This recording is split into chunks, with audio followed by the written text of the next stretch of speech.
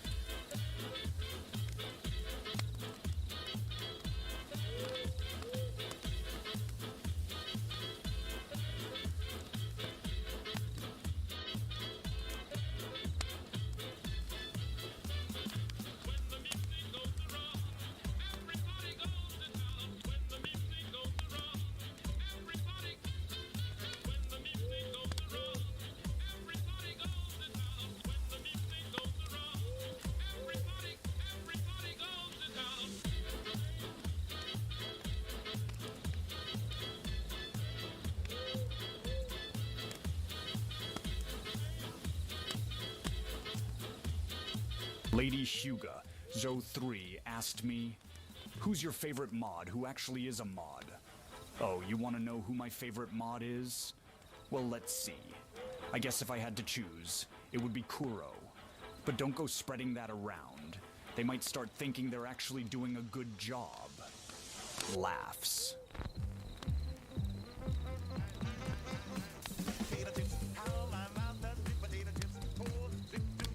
Mackenzie asked me, why do you like Kuro as your favorite mod?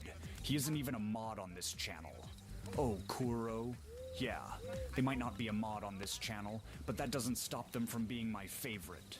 Maybe it's because they're not constantly breathing down my neck like the others.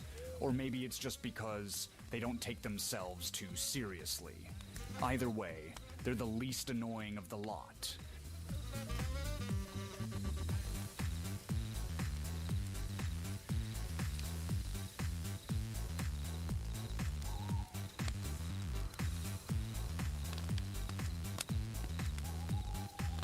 Well, at least that kind of was valid, what he said, right?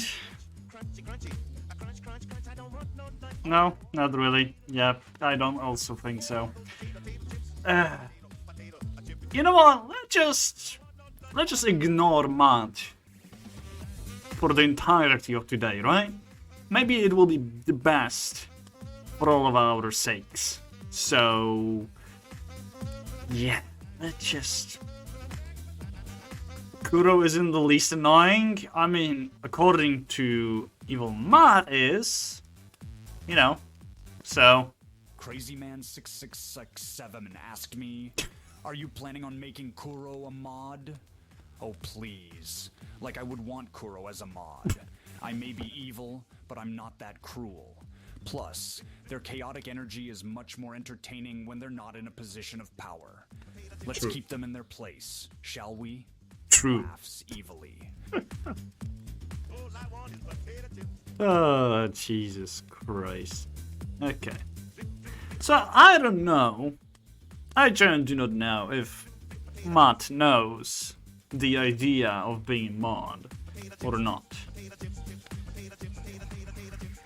I guess yes, but not really. Like, perhaps the mod is in his heart? Like Kuro is a mod in his heart or something?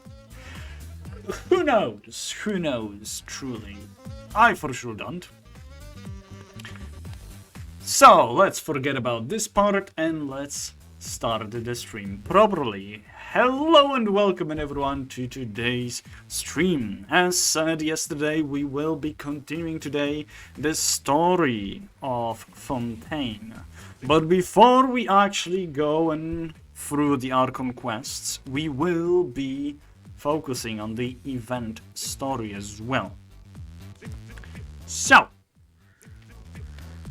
First off, we will, like I said, start with the event story. After that, either, there are two things. Either we will do one of each of those little games, event games, or straight up just go for the Archon story. It will all depend on you guys. Whatever you guys will choose. Probably the Archon story. I would not be surprised if that was the case. Afterwards, depending how long it will take, I will try to go as long as I can, but I don't want to repeat the 5-hour stream that I did last time. Or 6 hour, it was almost 6 hours. Because it was very late and I was very, very loud, so yeah. Right. Let's just get the game up and running. I already have it up and running, I just muted it for the sake of you guys actually enjoying the music instead of hearing the goddamn game. Like right now! So let's just quickly switch on so there is no more music in the background. And welcome into the Genshin. I don't know if it... Oh, okay. Ranger says you're not well developed to understand that Kuro isn't actually a mod, and that we should leave you alone for the rest of the stream, due to your questionable comments and credibility. What do you have to say about that? Oh, leave me alone. Guess Ranger's just scared, because the only thing less developed than my understanding is their strategy in Genshin Impact. Want credibility? Watch me beat this game with my eyes closed. Maybe then they'll learn something. You don't use eyes, though. You don't.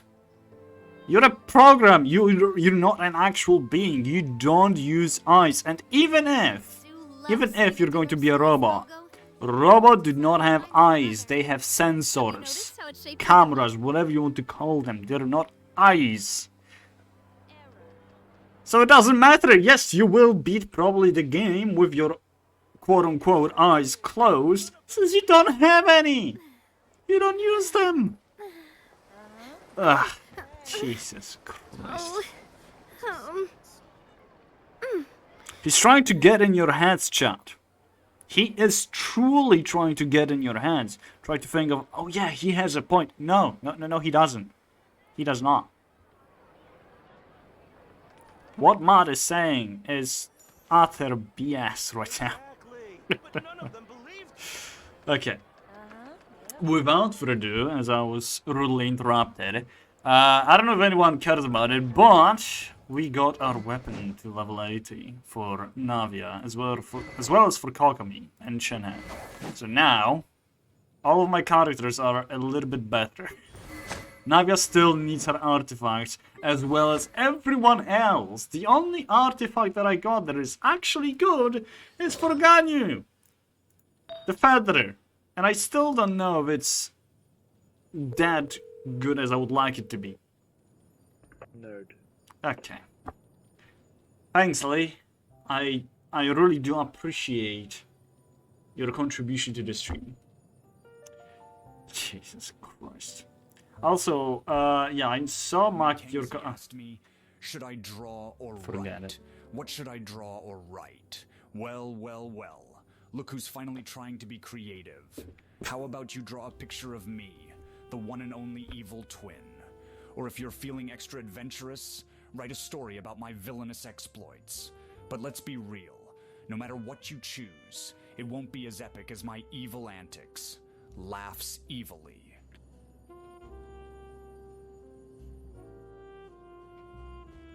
I mean, he's just being a narcissist. Asked me.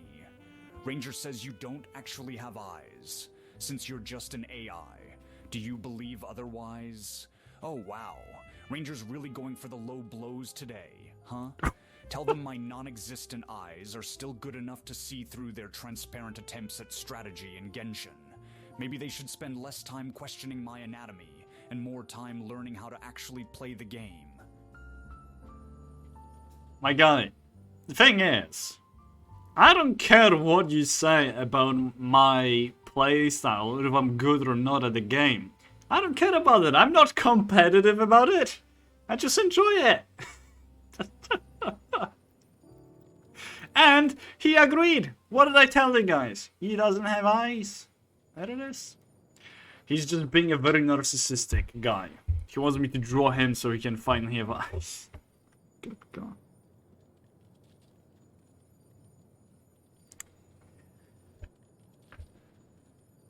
What was I saying? Oh yeah, about this one piece of the set.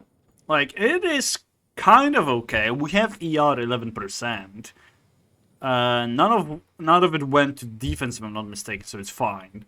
Attack percentage and crit rate. Thing is, I don't need crit rate. I would prefer crit damage for this one.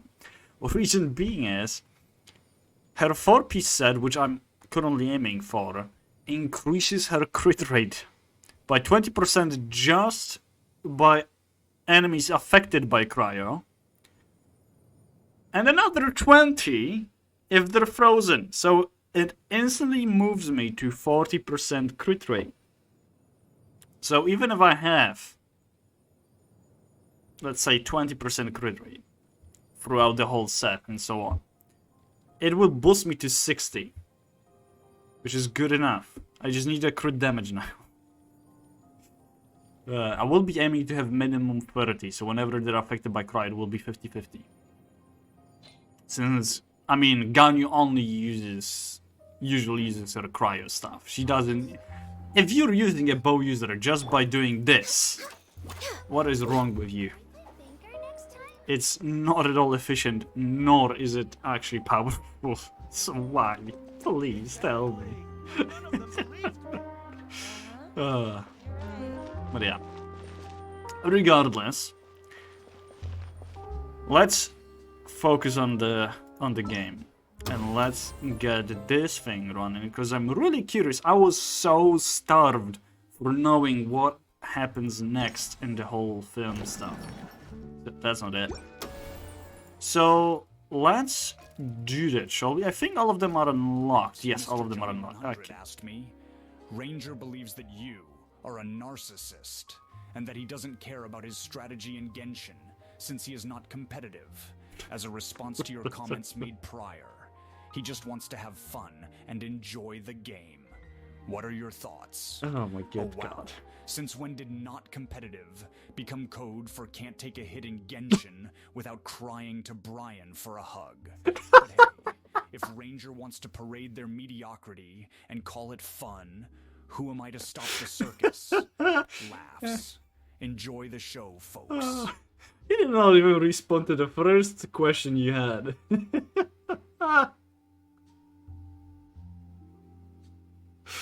Not question, right? Like the comment. I guess he agreed with it, with him being a narcissist.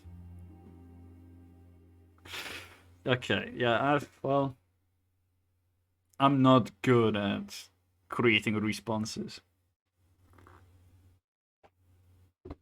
I don't know what to say to it. He believes what he wants. I use bow people to poke at enemies with toothpicks, okay. Yeah, but it's for fun. You will not actually, Mark, try to defeat an enemy in a timely manner to using that method, would you? If you have a bow character. Right? Ranger. Oh, yeah? I'm always here for you when you need a hug. I also think Evil Matt is taking over my job. I mean, truly, Brian, you have not been speaking much lately. I think... Is he intimidating you? Like, you know, I don't want to assume anything, but it definitely looks like he is intimidating you. Are you okay, Brian? Perhaps do you need a hug? Because it starts to feel like it. Oh God, it's been a long time since we talked to Brian, hasn't it? Okay. I have not tested, by the way, this new weapon, or a new level of the weapon. It was 20 last time, and it dealt about 100 to 300 damage. You know what? Yeah, before we actually start the whole thing, let me just go and... Oh yeah, this is from trying to find them. Leave that. Let's go find some enemies to fight. I don't want to go here because it's Rift Hounds. I don't like fighting Rift Hounds. Here, this should be... Yes? I don't think Brian is okay. You should give him a hug instead. Maybe something more than that. It's raining again. Leo, what do you mean something more than that? I don't like what you're trying to imply here, Lee. I genuinely do not like it. Right, let's find the treasure hoarders. The beloved of Max. You know what? No, those mechas will be fine. Let's attack those. A little bit difficult to fight, but I think we'll be fine, right? 1000. Okay, okay. We are dealing quite a bit more damage than previously, so that's good. 3000. Holy crap.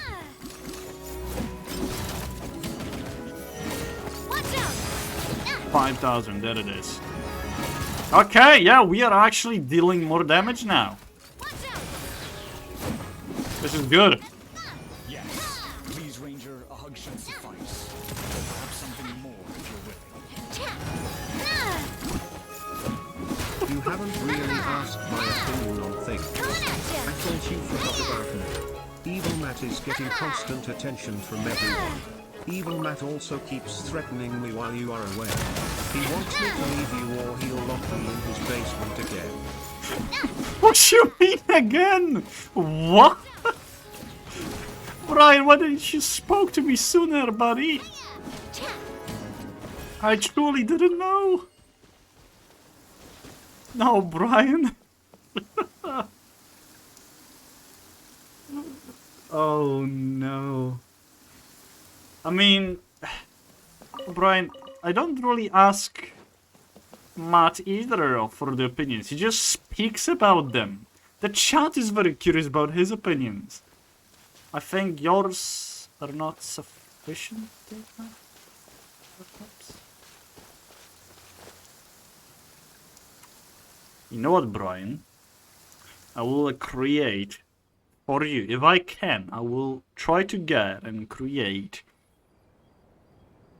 your Ask AI thing or Ask Brian thing. So then you can also answer questions.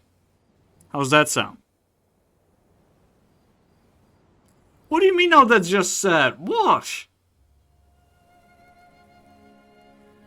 I don't ask him about opinions. I don't ask Matt either. Like, what do you mean? Okay, I'm satisfied with that weapon. That was quite fun. Why is it... Is it upstairs? It is. Okay, good. That's not the right place, actually, now that I think about it. We'll be behind a wall. That's not what I want. Yeah, I will make a specific Ask Brian thing. Or make or try to make. Try to find, rather. I would love to make it. Because I know how to do it. But our Tangia level will need to be level 3 or 4 if I'm not mistaken. Oh wow. I think I'd really like that. Thank you.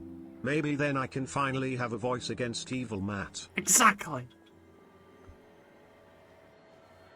Where are we going now? Mr. Johnny Oh god. asked me, is it true that you have been threatening Brain by putting him in your Brain. while Brian believes that you get more attention than him. Oh wow. The rumors are flying wild today. While the thought of Brian getting cozy in my basement might give Ranger a much-needed break, the only thing I'm threatening Brian with is stealing the spotlight.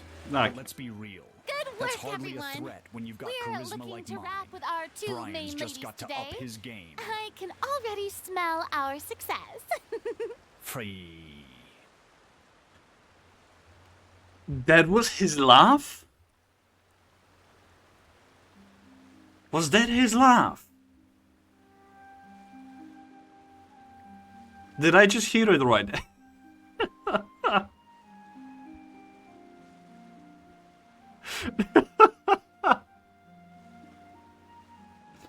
Wow, okay. Interesting. Interesting. I was like wondering if he's going to say it out loud. He did not. He just actually laughed. It sounded like a deflated balloon, it did. Oh my god, okay. So what the writing said, it was the both filming and investigation moves forward in a steady pace or something. I don't remember what exactly it said, but that was the meaning. Right. Okay, let's continue, right? Let's continue. So, I ask you, chat, if you're going to do any TTS talking and so on, please do it when you see a longer break, or I'm answering a question or something. I would appreciate that. Okay. Adrian Frost, how's it going? Right, I don't think I have asked you guys, did I? How is everyone doing tonight? I apologize that I did not ask that previously.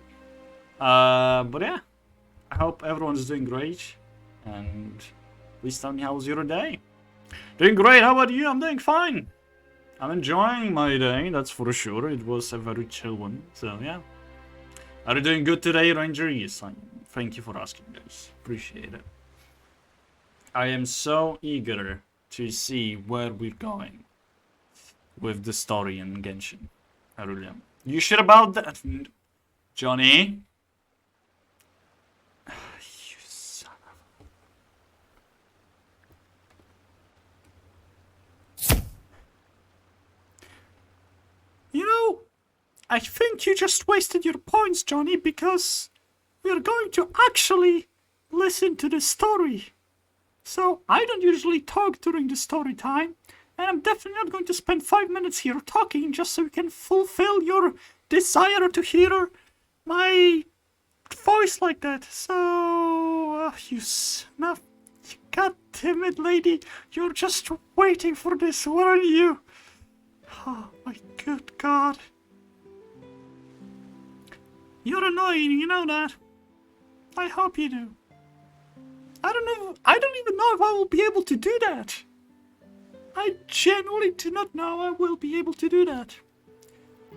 Let's try this. Hashire soru yo, kaze no yo ni, tsukimihara wo, padoru padoru. I cannot go higher with this. Oh, Jesus. We can make it 5 minutes now. No, we're not. I want to know more about your day. There's nothing more to say.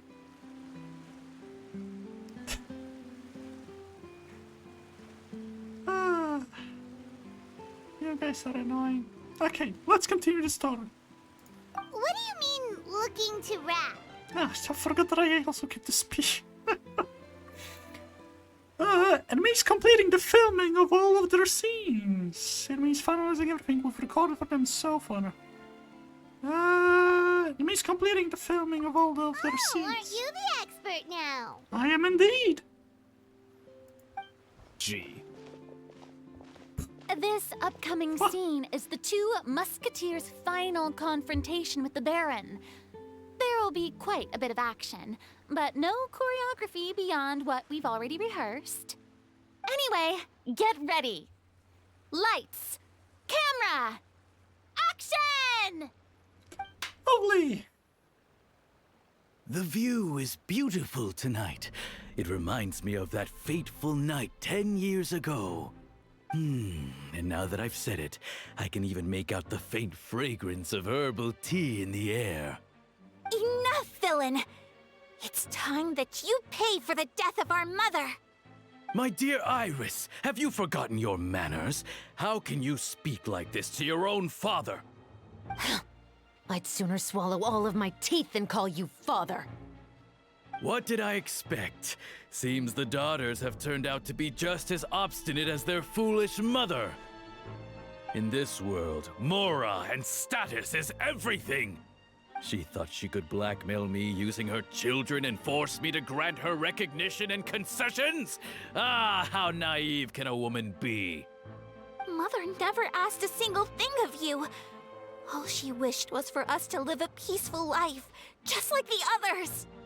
It was you who personally brewed the poison of prejudice and sent Mother to her death. Compared to that deadly poison, the 2 bullets that will soon pierce through your heart will be like sweet mercy. And that's exactly why I said you're just as naive as her. Did you really think 2 muskets would be enough to defeat me? So let's see. What is stronger? Mora and power, or the 2 muskets in your hands? I don't know how... The way he said it, the previous line, it sounded like, Anos Faltigoro from the... from the... What is it? What is the name of the anime? I forgot the name of it. Misfit in the Demon Academy? I think, something like that. God. Get them! Tulip! Oh god. There are too many of them! Oh, we can use Chevres as well! Iris. And Mother will be watching over us too. Oh god. That's not good. That's not good either. Take flight! Right, so that's how... I forgot how what some of her stuff does, honestly. Drop your weapons. There we go. Well, that was goddamn quick. I want to use Chevreuse more. Lost. To think I'd lose to my own 2 kids. We are no children of yours, and we'll never call that place our home.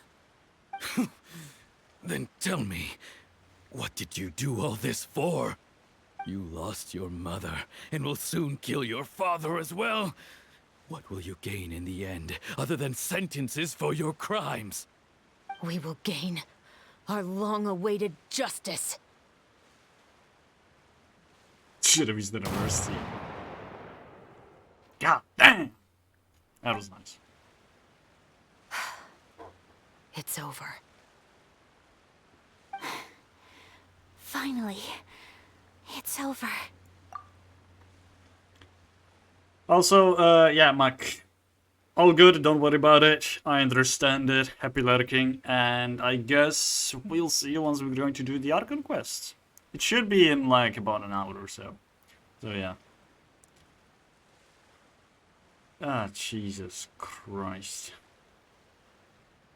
Why are you like Kid this, Twister, Frost? Mr. Blister, Deadly Twister on Daddy's Fister. Sister was Fister by Mr. Magister on testosterone. Sister Oogly Googly. Oogly Googly Oogly. Googly Oogly Googly Oogly Googly Oogly Googly Oogly Googly Oogly Googly Oogly Googly Oogly Googly Oogly. Well, you tested it alright. That's for sure. Jesus Christ.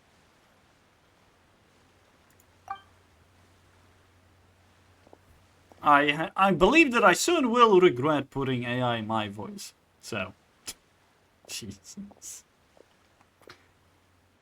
So, where will you go now, Tulip? I'm not too sure, Iris. Maybe somewhere with lots of flowers? After all, Mother always did love going where the blossoms were. What about you? I want to go visit Mother's grave. Yeah, that's not a bad idea. Huh? Tulip, look! What is it? It's Mother's favorite. The rainbow rose. Look, it's blooming again.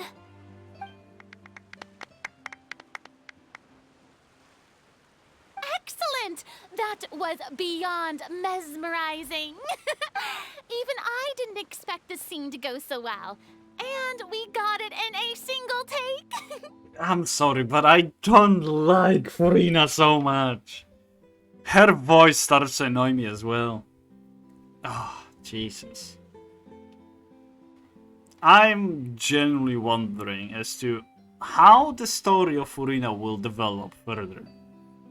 That so many people would, oh, we don't like Farina. Pop, pop, skidiki pop, pop.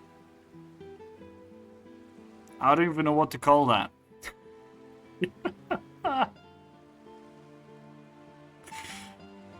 Oh my good god.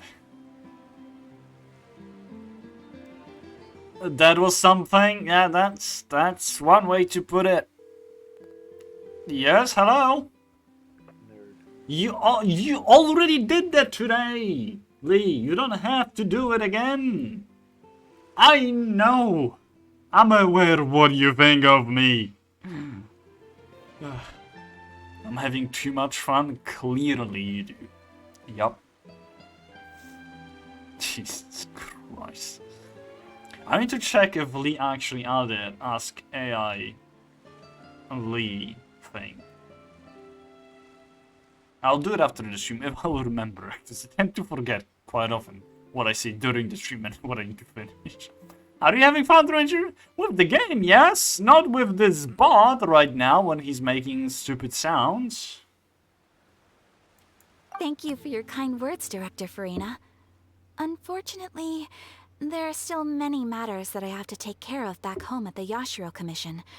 I cannot remain in Fontaine to pursue an acting career. Right. Necro, how are you doing? I forgot to ask that with all this going on. I apologize. I hope you've been well. Let's continue, shall we? Nevertheless, I will make sure to treasure this incredible opportunity in my heart. Oh, that's a shame. But I understand. Just let me know if you ever change your mind. Pretty good, hey? What have you been up to today, if you don't mind me I asking? believe it's also about time for me to take my leave.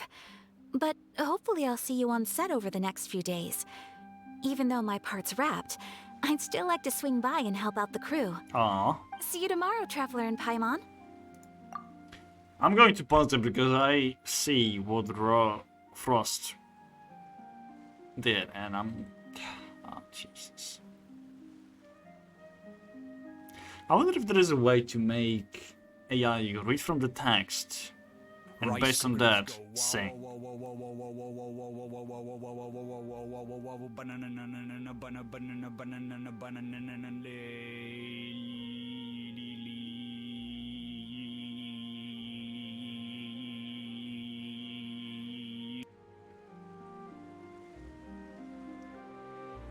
I'm glad that it stopped. I've been drawing a bit and watching anime. I've seen you drawing, yeah, but was it today as well? You posted some of your drawings, haven't you?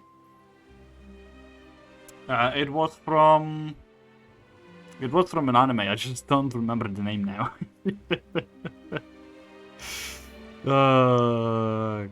God, I cannot remember stuff today. Genuinely cannot. From Guilty Gear, yeah, there it is. That's not an anime, it's game, but... Or is it actually Guilty Gear an anime as well?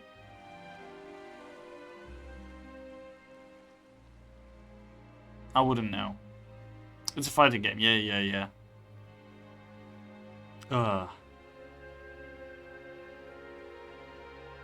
You didn't know this too as well, lady, haven't you? Yeah, Necro's getting better at drawing. And I think... Necro, you're still using mouse and paint, right? If I'm not mistaken.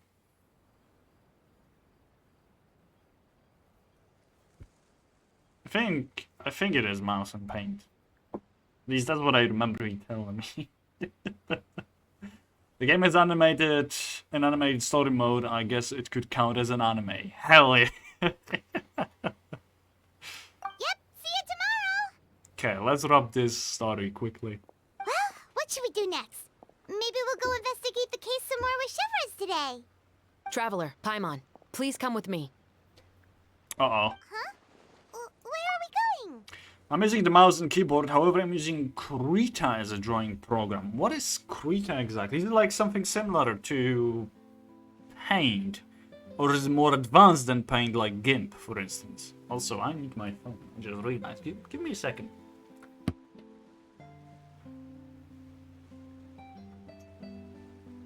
Finished charging, I just forgot to grab it. I have to keep an eye on some stuff sometimes, and I need my phone with me. Right. Because Lady's an advanced art user and she has certain opinions about certain programs. It's similar to programmers having certain programming languages that they're like and they don't, I guess. I don't know. It's okay, I suppose. Okay, I see. What's Krita? Let's see. I don't know if I ever heard about it. Krita is a professional free and open source painting program. I want to see their layout. Oh wow, it looks very similar to GIMP / Photoshop. Yeah, it does look similar. It seems like it might be more advanced than GIMP. Maybe? Yeah, it has brush presets. No, the GIMP also has brush presets. It just have weirder ones. I think this one is more advanced than GIMP. It does feel like it.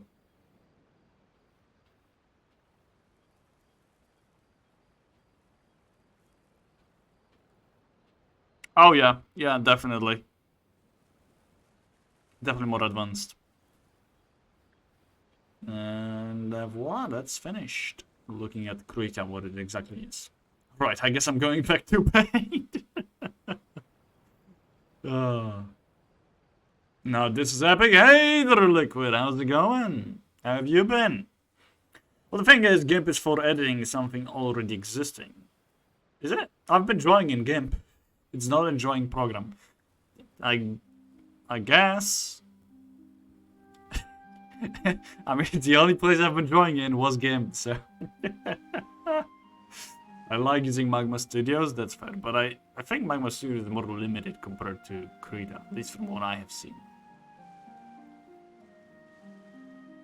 Looking at, you know, comparison of the UI, so... Well, it's better than Paint, that's true, yeah. GIMP is definitely better than Paint. It may not be a people's go-to when it comes to drawing, but yeah. Good, how about you? I'm doing fine, thanks for asking. Okay, let's... What did you Paint makes you Giga-chan? Yeah, no layers, right? Let's go. Okay, let's continue the story. You could say You've that been our stuck here ship has forever. finally chanced upon one of those small, remote islands of intel. Exactly, no layers. It's always fun to have no layers, right? I mean, to be fair, I'm pretty sure, if I'm not mistaken, Lady has been drawing on sometimes without switching layers. So, yeah. Dark Souls of drawing programs. Oh, and I didn't want to cancel navigating. Ah, come.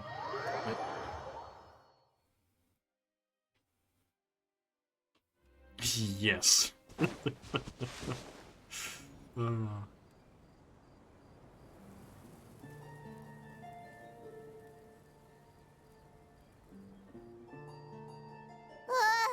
Paimon's exhausted. Paimon definitely didn't expect having to float this far after a full day of filming. I'm gonna stuff you in a basket, little Paimon. Chevres, why did you take us here? But man, the sketch always looks better. I think the reason why, and it's my way of processing, I'm not saying that it's factual or whatever, I think the reason why sketch looks better is because you do not expect it to look good in the slightest. You know that the sketch will have additional lines on certain corners, it will be like making it bigger and so on. It will just exist there being looking less than nice, I would say. While when you go to the rendering or you have the finished product, you expect it to be top notch. And that's why you will spot more mistakes and more issues with an actual drawing compared to a sketch. In the sketch you will not care about it, because it's still just a sketch, right? So I think that's why this mindset comes to life, you know? The thinking that sketch is always looking better. For me it's always abomination till I'm gonna start coloring. Okay, let's get into the game. Literally, we will be stuck here playing Genshin. Shut up, stop being right. Did you find a new clue? Affirmative. It wasn't anything conclusive, but it should show us a clear way forward. Have you ever heard of someone by the name of Emily? No, Oh, you mean that famous perfumer? but I like the name. She's a good friend of mine. She's lent me her aid several times in the past to resolve some difficult cases. Hey Trasani, how's it After I going? discovered the rainbow rose at the scene of the murder, I sent it to her. After all, she's probably the foremost expert on flowers and scents in all of Fontaine. And then? There was nothing remarkable about the flower or the trace amounts of soil left on it. But according to Emily, the rainbow rose left by the killer was derived from a very rare cultivar. Huh. Paimon didn't know that there were different varieties of rainbow rose. Paimon just thought they grew everywhere in the wild. Flowers that are deliberately cultivated will always show some different features from those that bloom in the wild. True. We already knew that the rose left at the scene belonged to a special cultivar, but with Emily's expertise, we were able to pinpoint the place where it was first picked from. Nice. Oh, Paimon gets it now. So whoever first planted that rainbow rose was probably the killer. Precisely. And after we checked what we learned against some sales records from the past, we discovered that there's only one person in all of Fontaine who could grow and sell this specific cultivar. I was going to say, like, the person who planted the rainbow rose was most likely not a killer. It was probably a seller. And the person buying from that person could be a killer. Like, it still could be that the person planting it was the killer, but, you know, not 100%. But yeah. I'm finally doing a Sumeru Archon quest. Good luck, lady. It's going to be a long ride. Really? And who is it? It's the novelist. But didn't you say he had an alibi? To be clear, I haven't changed my mind about him. I still don't think he was the one who pulled the trigger. However, that doesn't mean the true culprit never visited him at his home or never purchased a rainbow rose from his garden. Exactly. Whatever the case, we will have to confirm a number of things with him. Man, I know, that's why I've been avoiding it. Lady, but it's a fun quest. Come on. It's a fun story. It's really enjoyable. Got him! No, it truly is enjoyable. So you mean the next place we need to go is... Yes, we're going to pay him a visit at his home. I'm doing well, thank you for asking. What was slow and steady? Well, that seems like a nice and pleasant day in that case. Are you back home or are you still in work? How am I doing? I'm doing good, thanks for asking. I did not press to navigate it, did I? Oh, there we go. And now we did. Oh, it's close. Okay. I was expecting a long way, but I'll take it. Oh, jeez. Okay. Hopefully you get another chance to use the iPad Ghetto. I know the name, but I don't know how to spell it. Oh, the Chevreuse.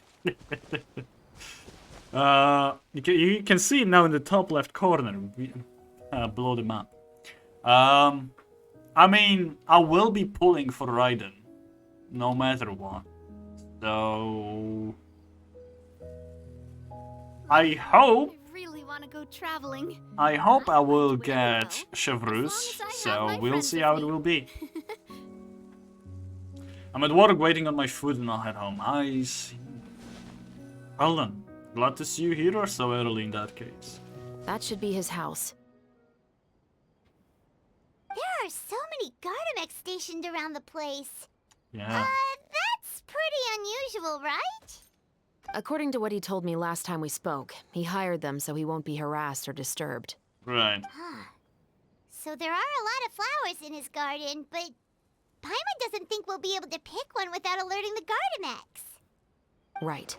Which is exactly why I think there has to be a special connection between him and the killer. So, should we knock?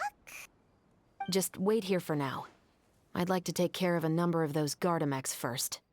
But they're so far away. How are you planning to do that? Shoot them. Don't forget, Paimon, I'm actually the real-life captain of the Musketeers. Please let me do this. Oh yeah, it seems like we will be able to. Hell yeah. Press the aim button to start aiming. Aim at an enemy and press the shoot button to fire bullets at the target you're aiming at. Ah, no, it's actually not using Chevreuse herself, but yeah. We have a sniper though. Time to show you guys what being a sniper really is. Oh, I don't have to hold it. That's nice.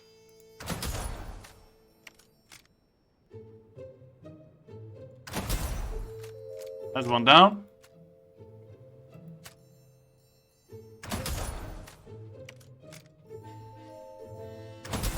That's the second one.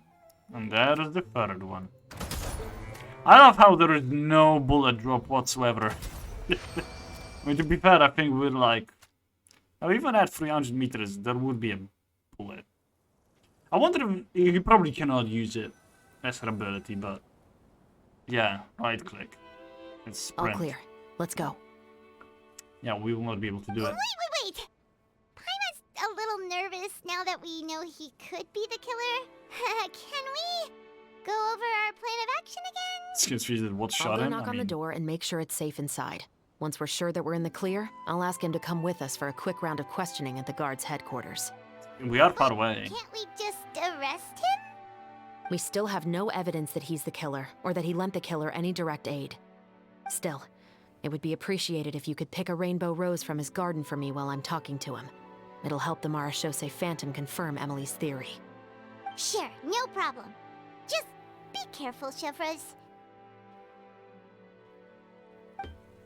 How do you make her bullets? How do you make the bullets? Now, so Chevreuse also collects charges. That's what they're called, or bullets, as you want to call them. However, they are made by doing the overcharge reactions. But they're not sniper bullets. So yeah. Can we actually grab those? No, we cannot. Oh well.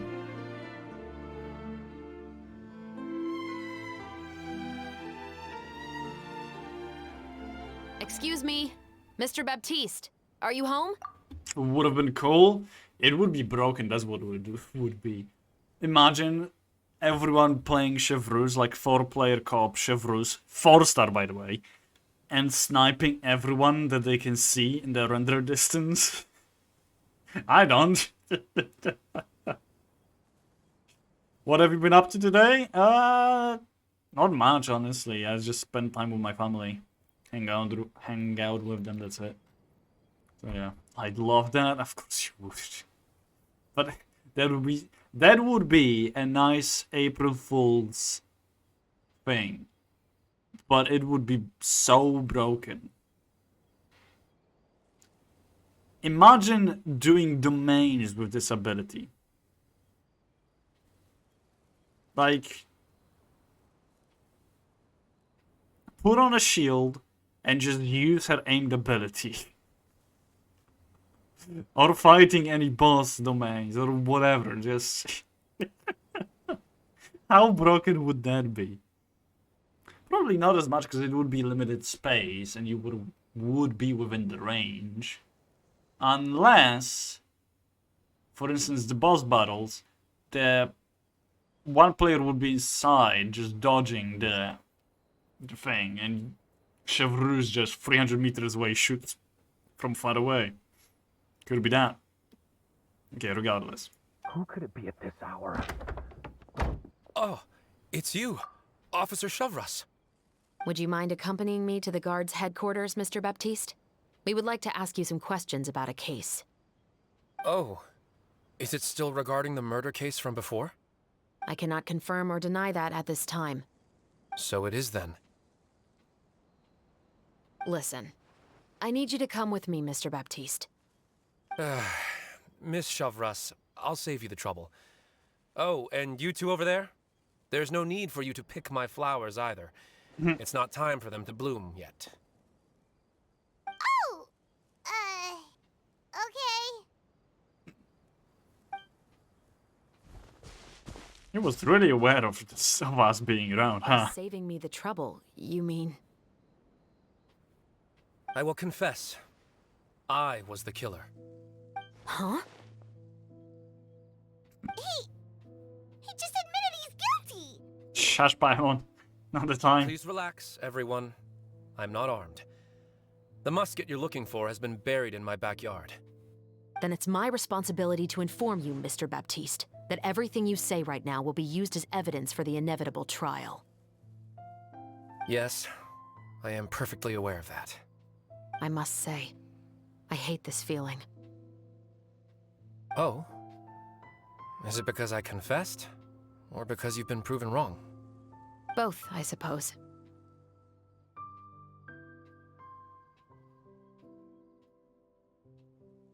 I don't know how to feel about that. That's for sure. The only reason why I can think he confessed... There are two reasons why I can think of it. One is that he's protecting someone he knows who did that, and he thinks they're going to be good now. Two, he killed everyone that was on his murder list, and he doesn't care anymore. And he's like throwing it all away, might as well just, you know, be sentenced and that's it. And I'm more leaning towards the second one, because if he got 3 mecha guards and no visitors at home, there is no way that he's protecting someone. Okay. That guy in the floof Sandra, why did you kill him? For the same reason as the one I wrote out in my novel, of course.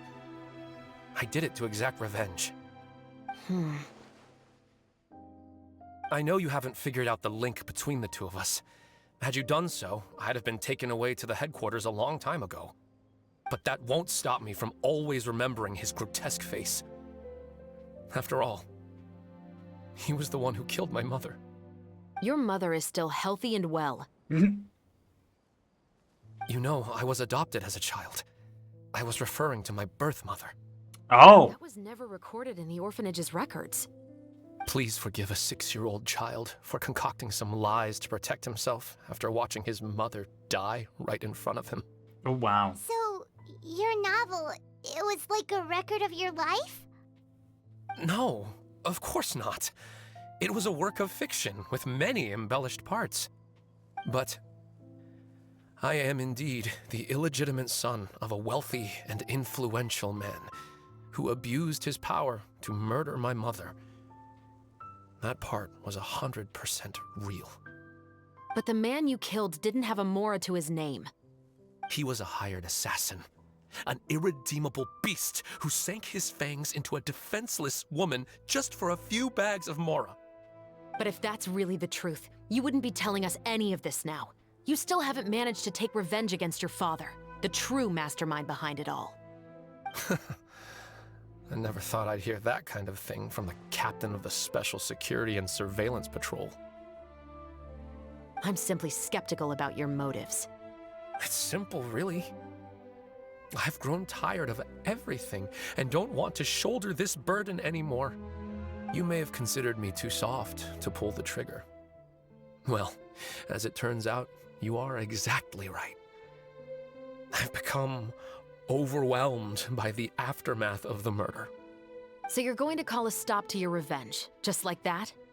The true mastermind is too rich and too powerful for me. I've accepted that I will never be able to avenge my mother alone. And so what? The characters in your book never gave up. There's not a point, Chef Bruce. I think I understand where he's coming from. Like, he knows he will not be able to reach the man to kill. However, by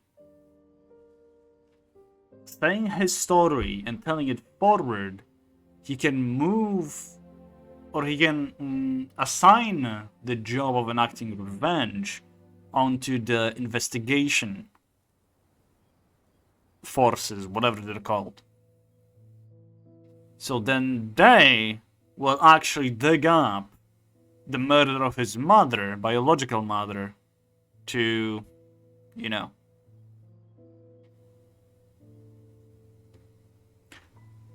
I don't know, to imprison the true mastermind. I just wonder where Chevreuse is going with that. Because it generally seems like she wants him to kill. Now, Officer Chevreuse, I'm the one who has killed a man, aren't I? Are you trying to convince me to commit another crime? What's your father's name? How do you plan to prove the veracity of all of your claims? Well, I'd like to speak with you privately. Sure. Why don't we speak privately at the guard's headquarters? No, it has to be here. I must ensure that we won't be overheard. Fine. Let's talk here. When I said won't be overheard, I meant by anyone. I would like to speak with you and you alone. It might be dangerous. I would like to keep an eye on them. Yeah, that's it. I'm done with these 4 ants. Sorry, lady. Thanks. I appreciate it. Please stay safe, Chevreuse.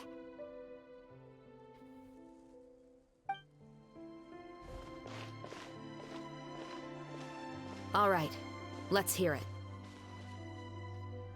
Will you really believe what I'm about to say? Well, that depends on what you're going to tell me. Fair enough. Fair enough. Then listen closely.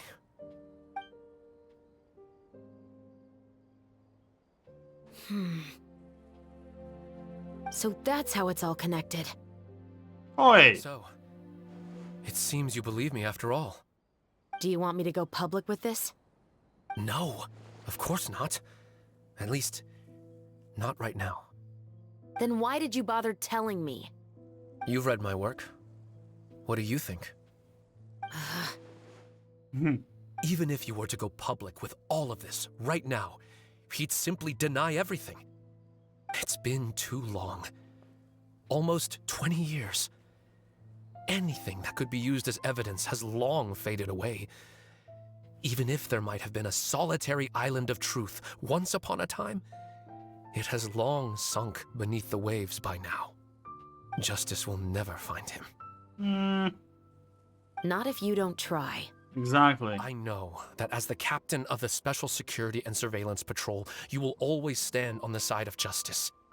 But do you really think a cushy life in prison really constitutes justice for him? I bet he could lead an extremely comfortable life in the fortress of Meripede. What are you trying to say? I've been observing you from a distance. Your portrayal of the musketeer was exquisite. Pull the trigger of justice against him. Let the villain get what he deserves. Oh, wow. You want me to let you go so you may complete your revenge? No. No, Officer Chevreuse. I know that would be impossible. He wants you to kill him. What I'd like is for you to perform the deed on my behalf. Meanwhile, not far away. Jesus. Oh, Chevreuse sure is taking her time. What could they be talking about anyway? Oh, Paimon's worried. What if he decided to attack her? We'll swoop in. I have full confidence in Chevreuse's fighting skills. If anything, he's the one I'd be worried about. Oh, you do have a point. Still, do you have any idea who the rich person might be? And why the novelist doesn't want us to hear what he's saying to Chevreuse? Yeah. Sorry to keep you waiting, you two. Hey, how did your talk go? Did you figure out who the rich person he mentioned was? What should we do next? I've already sent someone to escort Baptiste back to the headquarters for questioning. He wasn't lying about the musket. It was indeed buried in his backyard. But what about the name? Did he tell you the name of the rich guy? Yes, he did. But for now, I have to return to the Special Patrol. There are still a few loose ends I need to tie up. I don't like what she said, maybe because I have been poisoned by goddamn Modern Warfare 2. The old one. Oh, Jesus. Okay, what's going on? It feels like she's keeping something from us. No! Definitely not! Why would she? Right? I'll probably be quite busy over the next few days, so apologies if you don't see me on set. All right, Paimon understands if you can't tell us everything you know. We'll just keep an eye on the Steambird then. Actually, there's still something else I need your help with. Please don't make something stupid. But I guess we'll know that later. Walking home, but I'll be listening still. Sure thing, Sonny. Walk safely. So that's this part of the story done, and we will continue the next one tomorrow in that case. And the last one on Friday. Right. So, time to do the Archon quests. Let's do it. Act 2 of the Chapter 4, Court of Fontaine. Oh boy. Oh wait, no, actually, yeah, question is, to you guys. Shall we first do the festive events, just try them out, one by one, just to see what they are like? Or should we straight up jump into doing the Archon story?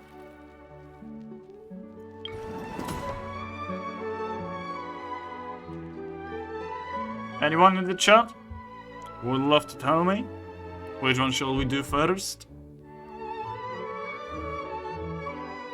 Right, not exactly which one should we do first. Like, should we actually do event stuff one by one? Or should we just continue the Archon story?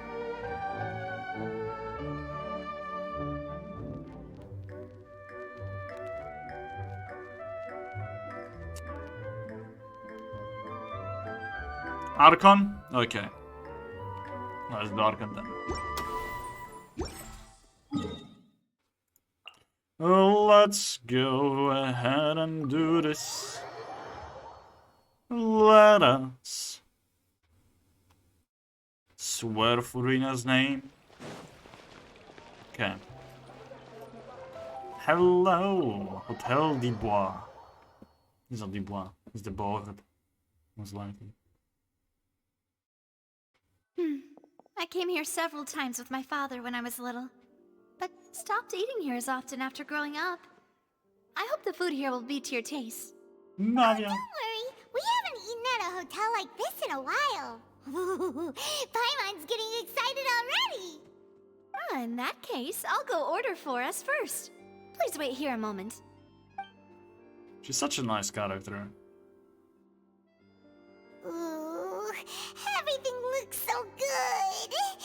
People in Fontaine sure know how to enjoy life. Also, I just realized, well, maybe not just realized, but Fontaine is not just France. It also is UK. So it's both of those countries. Why, of course. Go ahead, try whatever you like. If the food's good, I'll make a group reservation for the rest of Spina di Rosula next time. And if it's not? Well, then I'll still bring everyone. Albeit with only one dish per table. You, sure have your own way of doing things. Oh, we called this a farewell meal, but we could also treat it like a victory feast, right? We did just win that case after all. It's certainly worth celebrating. It was a pleasure working with you. And the second one is better. It was a pleasure working with you. Oh, true. Very true. In that case, boss, we'll have another 2 dishes. Huh? Paimon didn't mean that you had to order even more food. That's interesting to see Paimon complain about more food. Speaking of cases, do you think that the mastermind behind the serial disappearances will get caught soon now that this has all happened? Well, we've certainly taken a big step forward, but I feel that's about it. We know that there's an organization that means to dissolve these young women, but we still don't know what they are really after. If it hadn't happened right in front of us, Paimon wouldn't have ever believed that a person could be dissolved like that. Right? Yet it was because this was such a preposterous notion that the investigation could never really move forward before. Ugh. If only that guy could have finished speaking! We were so close to hearing who was behind it. In such investigations, even the smallest step can seem like a yawning chasm if the trail of clues is cut off. To be honest, I don't have high hopes for any follow-up that the authorities might conduct. She talked about yawning and I I yawned. don't have faith in their ability. It's just that a different perspective is required in some matters. It made me yawn. It's easy to guard against and deceive a single narrow perspective. A shift in thinking is required at such times in order to produce a breakthrough. So dumb. Which is exactly why the Spina di Rosula exist. Those highfalutin folk are not all-knowing. That's why we exist. To seep into the cracks where filth falls through, where their watch fails them. That's the kind of problems we solve. Seems Paimon thought things were simpler than they actually are. It's all right. Well, this was supposed to be a farewell meal, so I doubt you have further interest in this business, right? Let's talk about something else. Like, what are your future plans? We wanted to ask the Hydro Archon for some information, but we haven't had much opportunity to do so. That's true. We didn't have a chance to speak to her after the trial ended. It didn't really seem like the right time or place to do it anyway. I see. So, your primary objective, which has been foiled so far, was to have a chat with the Hydro Archon. Making pizza out of Paimon. That should be an April Fool's dish or something, come on. Or then, you know, the web event. Whatever. The primary objective, hell yeah. I've heard that there's a long line of people waiting to meet Lady Farina. I suspect you'll be waiting for quite a while, considering that you missed your chance today. Yeah, we've heard that she's super popular here in Fontaine, and that it'll be tough getting any of her time. Yeah. Well, would you consider some more, unique ways? Perhaps even methods of, let's say, questionable legality? I like what you're saying. Spina di Rosula's boss for you. Chock full of sketchy ideas. Well, what did you have in mind? Well, one way would be to infiltrate a performance troupe at the Opera House, only to abandon your act at the play's climax and ask to speak to her after the performance. I'm sure Lady Farina would be eager to see the ending, and would agree in order to finish watching the play. Don't you think? Could you suggest something a little more practical? This plan seems pretty hard to pull off.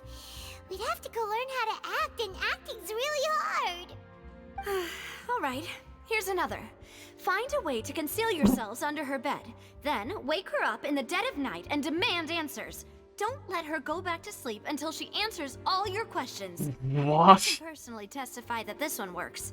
When I'm sleepy, I'll do anything as long as I can finally get some sleep. That might work, but that's not really the problem. The problem is we don't want to get ourselves arrested. Yeah. Valid point. I overlooked that part. I was just thinking about leveraging a person's desire for sleep. God damn it, Navia. How can you overlook something like that? All right, no more joking around. Perhaps you could... Oh, I don't know. Cut the line when she's on a break. You did defeat her in court, clearing citizens of hers from false accusations. false accusation she had nearly upheld personally.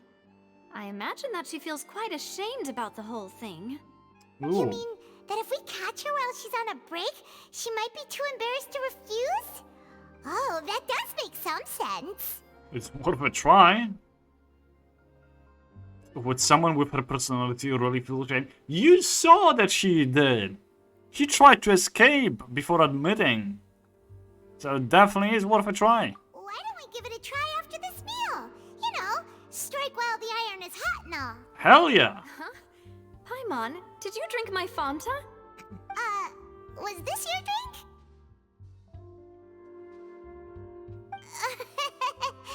Sorry about that. Paimon wasn't really paying attention and the cup was right next to Paimon. Would you like to order another? No, it's fine. We're just about done here. Alright. Honestly, Paimon wouldn't recommend Fonta anyway. It tastes kind of salty and icky. Salty? What? How?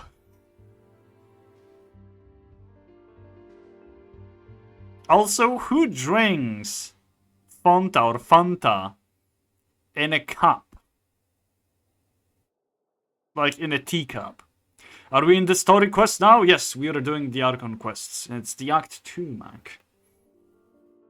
I'd have to agree, my drink also tasted that way. Is that so? Huh.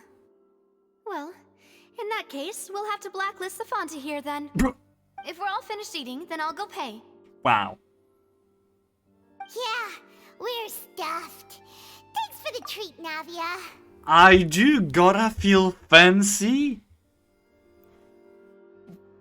Just drink tea in that case. If you wanna feel fancy. What the... What? You gotta hold it in the teacup with your pinky up for a sec. By the way, this is the most stupid thing I have ever heard and seen people do. Honestly. You know how, like, pinky is there to help you hold the cup. If it's a small cup, sure. If it's going to be a big teacup, like a teacup, a proper teacup. No. You know what feels fancier? Putting in a wine glass.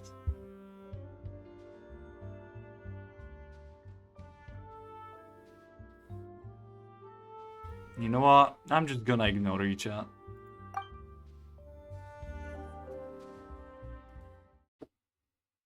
Cheers. Run. Paimon can barely float anymore. You could try floating a little lower. How would that help? You could try walking, you know. I know that she will say that she doesn't walk or something. I wonder what this will say. You could try floating a little lower. Can't you see Paimon's barely an inch off the ground? You are? Okay.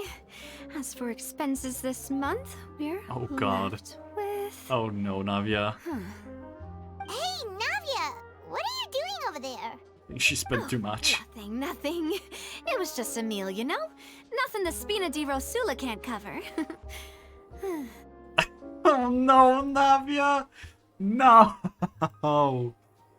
That was a pretty pricey meal, all thanks to Paimon.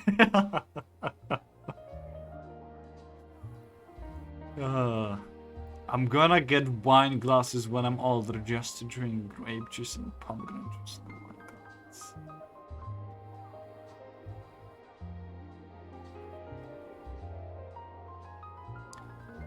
Like, I understand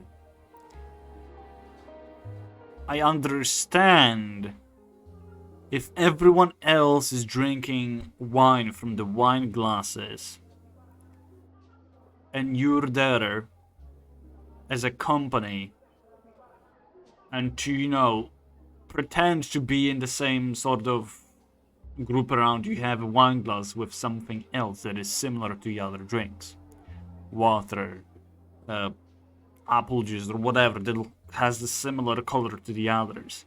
Fine. But to feel fancy?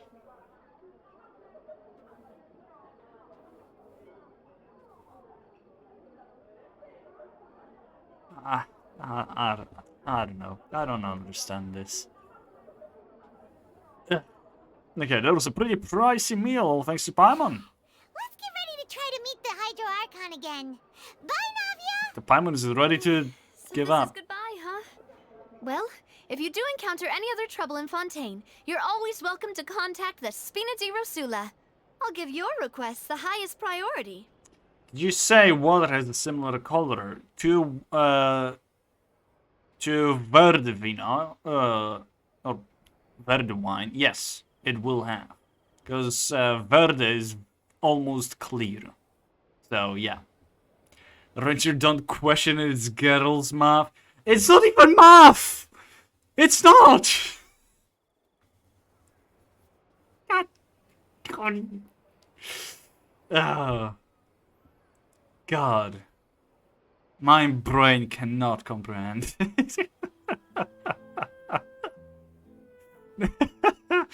Oh, Jesus. In any case, I wish you smooth sailing. I'll see you again, partner. See ya! You'll be fine. Jesus.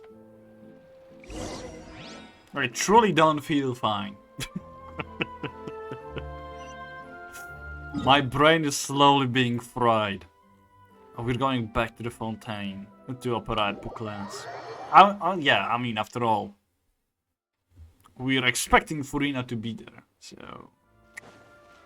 Maybe Matea would understand. I don't think she would even.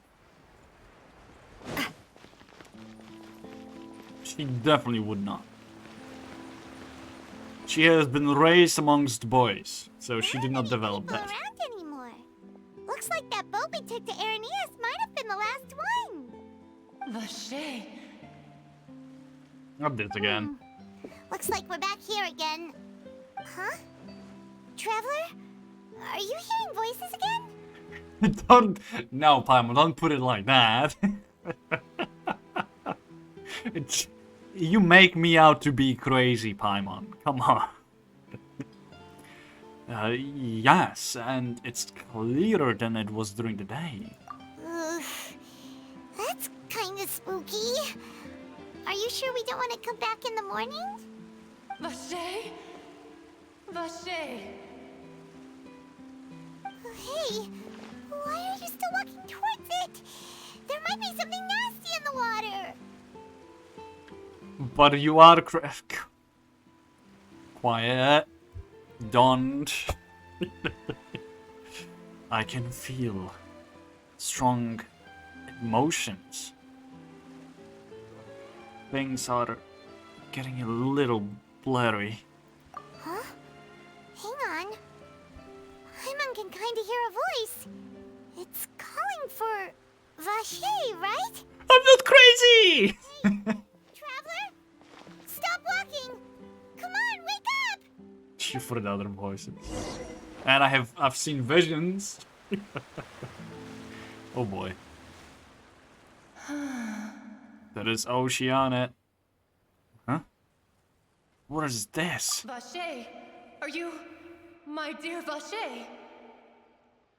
No, wait. You seem to be someone else. Do you know Vache? Do you know where my love is? I'm afraid not. I'm sorry. Who are you? Wait. Who am I? I'm very sorry. I fear I do not know. My memories feel like they have been washed away like a flood. So many fragments dissolved amidst the tide, never to be recovered. How much have I lost? How many things that I once held dear while on land have I since forgotten? Could this be Folklore? Could it be?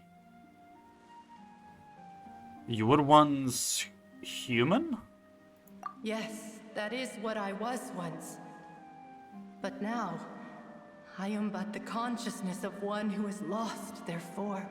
It's gotta be folklore, right? You lost your form. I do not know how I came to be like this either.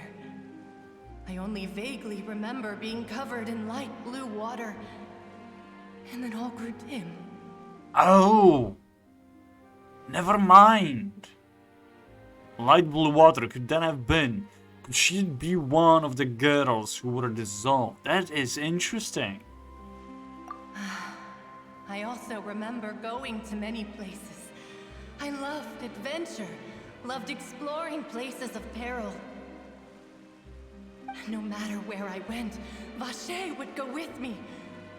I knew how dearly he loved me, and I also loved him equally as much. But now, we can no longer go back. The pain of such parting, I never knew how heavy it could be. So, you need me to find him? No, our reunion no longer has any meaning. There is no way for us to create any new memories. The thought of me gives him no succor. So let it lie forgotten beneath the waters. The hell is if you meet suckle? Vacher, tell him not to look for me. Tell him to move on. That is the only thing I still remember. Oh, it's basically help. Got it. It's a fancy way of saying help.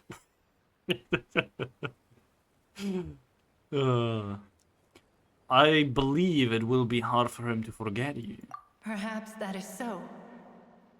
As I was submerged in the waters, losing consciousness, I saw Vacher above the surface. His eyes were filled with such sorrow, such longing. If only I could have comforted him, told him that I did not suffer. Indeed, I had felt a great warmth. That means Vacher was a witness to the fact that you dissolved? Is that what you call it? Dissolving? If anything, I consider it a form of release. It was a state of neither fear nor frenzy, with only an endless peace, like the water's still surface. I could also liken it to being a thirsty person who drinks water for the first time, and only then sees how they have lived for so long in a world of endless want and anxiety. It seems that after the body is dissolved, some measure of the consciousness still remains. I think I hear your companion. It's time for you to go, I think. Is that Paimon? Ah, right. I wonder how much time has passed in reality. Farewell, then. I am glad that you were able to sense my presence. Remember, if you see Vacher, tell him not to seek me out any longer.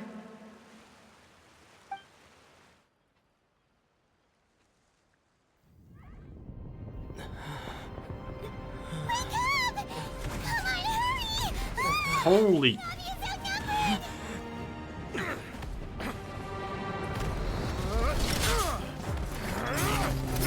What is happening? Why?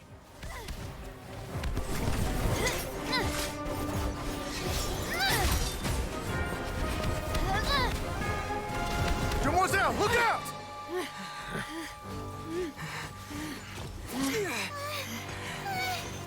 Dear God, it's a whole army of Gardamex.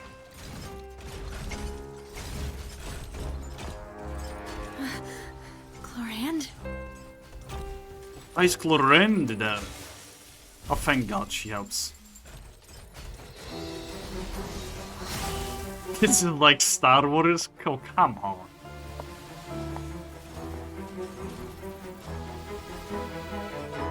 Quick, now's our chance!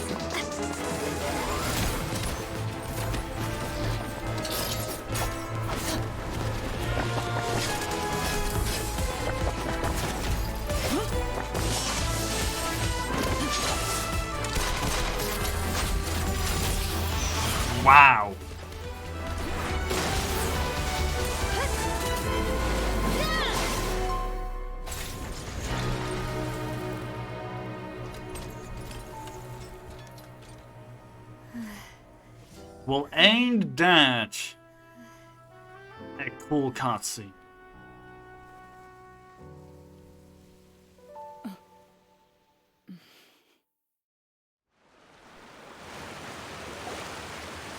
Come home, what is happening? Thank you for lending us your sword there, Clarand.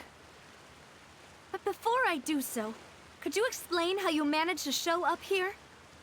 What is happening? We don't know either, Sonny. We have absolutely no clue. I wonder. I actually do wonder how she will play out. I genuinely do. Will she be better than Raiden or Kuching?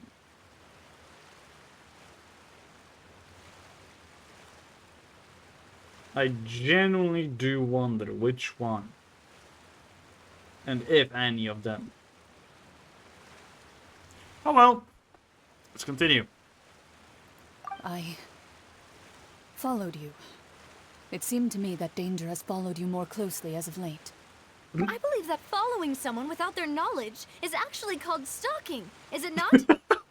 Mr. Callus's last wish was for me to ensure your safety, and I will not betray his trust. He would do the same, were he alive today. Do not speak of my father! Sorry, demoiselle. I was not strong enough.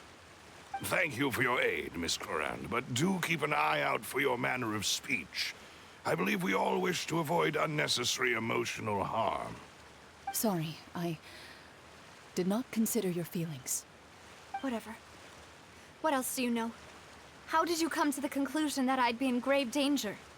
I doubt I know much more than you, but I believe that the mastermind behind the serial disappearances is very powerful. I have a weird feeling about Chlorine right now. One would hope that she is better than Raiden, considering Raiden is the Archon. I guess, but at the same time, the actual character that we're playing as is a puppet. He's not an actual Raiden A. Which is interesting. Yeah,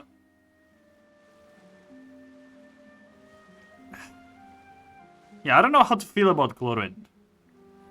Genuinely. I don't know if I'll like it or not. Man, that shirt is asking for help. Supposedly, she is as busty as Shenhe. Supposedly. I'm not saying it's true. But I guess we'll know soon enough. Okay. Your performance tonight will almost certainly attract their attention. I'm sure they've known about me. To be honest, I'm shocked it's taken them this long to act against me. Like, goddamn, yeah.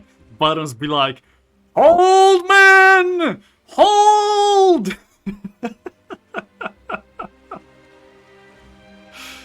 Of course, that's the important part about her. I'm sorry, but that's the main thing that I've heard about Chlorine being talked about in Hoylab, okay? I'm conveying what the community has been talking about, not what I've been talking about, okay? And what about these Gardamex? I thought only those associated with the Maison Gardiennage could control them. None of these mecha have serial numbers. I was sure to check a moment ago. They are not the ones used by the authorities to enforce the law. I can only conclude that some powerful or wealthy party must have obtained them via illegal means, deploying them as a private force of sorts. You could have not talked about it. Why not? It's funny.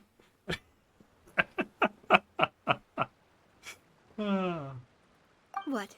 Your point being that they're out of Spina di Rosula's league, then? Yes. Be careful, and do not act rashly.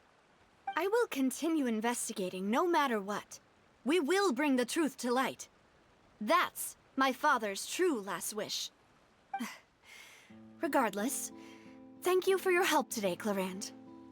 But if you get any ideas, tell me first. I don't much appreciate being followed. I do not think that they'll strike again anytime soon. So I shall stop following you. Good day, all. Can we actually stop her from going. I would like her to use her influence to, you know, perhaps give us an appointment with Furina. Right? But who's better, Shenhe or her? We don't know, Sunny. She's not a playable character yet, nor she's in beta. For now, the beta character that is being tested is Shanyun, which is the one.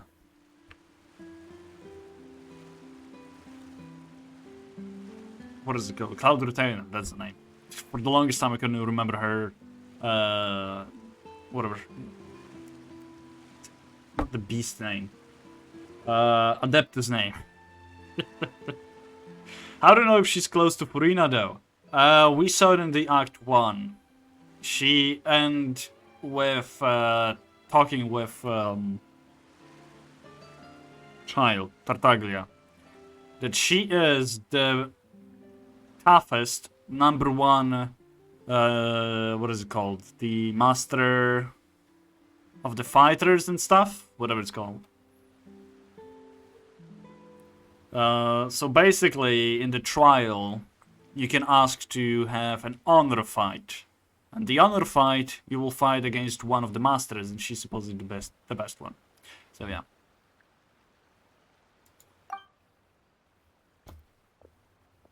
Bye, Clorinde.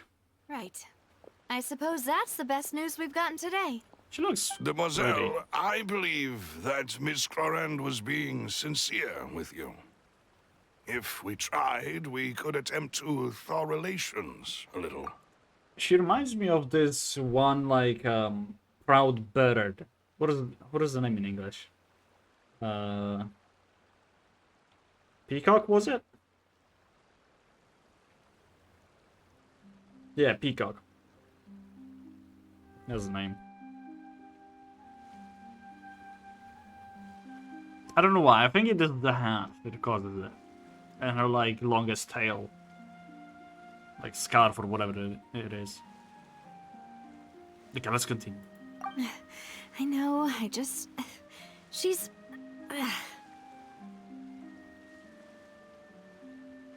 What just happened? We know who she is. I don't know. I want to know what the hell just happened. Oh, thank goodness! Paimon thought we were done for! I just love... Nowhere while you were unconscious, and Nadia and her gang saved us! I just love seeing people in the background once the whole thing is, you know, done. No more Max. We can be safe out again. Oh, and there was that champion duelist named Clorinde who came out to save us too! We got lucky there.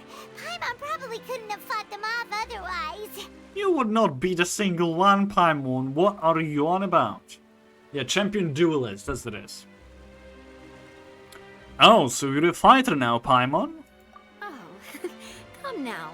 Forget all that polite talk. I don't know. That wasn't really a farewell meal we had back there. Not for me, anyway. In truth, I hope that every meal we have together shall be a victory feast. As such, we're still partners. There's no need to thank me. It will take 50 years for me to match Demoiselle's magnanimity. Navia, I don't think you know what you're saying. Exactly, lady. She will be broke. If we're going to do every day a meal with her and it will be a victory feast, you will go broke immediately. Have you seen how much Paimon eats? Paimon is more of a food storage than my backpack. If it were me, I would have joined the Spina di Rosula on account of her goodwill long ago. All right, you two. That's enough. Actually, Navia, how did you know that we were in danger? You sure did show up in the nick of time. Well, to be honest, you're the one who tipped us off, Paimon. Huh? Really? Paimon contributed somehow? Ooh, Paimon's even more amazing than she thought! Oh, Jesus. Yes, all thanks to you grabbing my drink by mistake. How did that help? After we parted ways, I was on the way back to one of our bases when I suddenly thought of what you said. That the Fanta tasted kind of salty and icky? Oh. They put a sleep drug or whatever you want to call it in our drink. That's what happened. Paimon will be fat. I don't think she will be. I mean, she's using plenty of calories just floating around all the time, I'm pretty sure. Our drinks have been spiked, apparently. Wait, you got woofied? The hell? Okay, that's the first time I have ever heard term woofied. What does that mean? Does it mean that somebody spiked a roofied? That's the first time I heard it either. What does that mean? Roofied, maybe. No, I think it's roofied, right? Spelled it wrong. It's fine, Mag, I just still don't know. I think this is the first time I have ever heard or seen this being said. Does it just mean that you drank a spiked drink? Is that the term for it? Yes, okay, got it. Well, what do you know? I always was, talking about this spiked drink. Interesting. I wonder if this is my dictionary. Let's see. Does it exist in there? Roofied. It does. Though it specifically talks about roofies, as in the... What is it called? The rape pill? Whatever you want to call it. I don't know what it is called in English. The roofies. Well. It's not exactly in the terms of spiked drink of different kinds, I guess. According to the dictionary. So.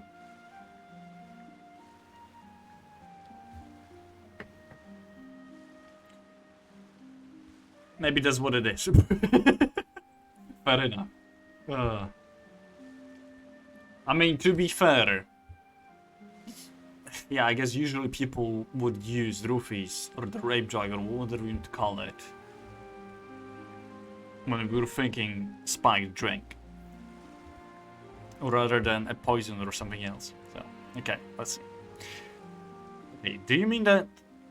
I thought it tasted strange as well, but I couldn't be sure. Fanta only comes in sweet flavors, so how could it have tasted salty? The color of the drink, if I recall, had also been a bit off. So the Fanta had been spiked with water from the primordial sea? Yes. So, if you hadn't drunk that cup for me... What? Shina de Rosula is preparing the grandest of awards for you as we speak for saving the boss. Huh? Really?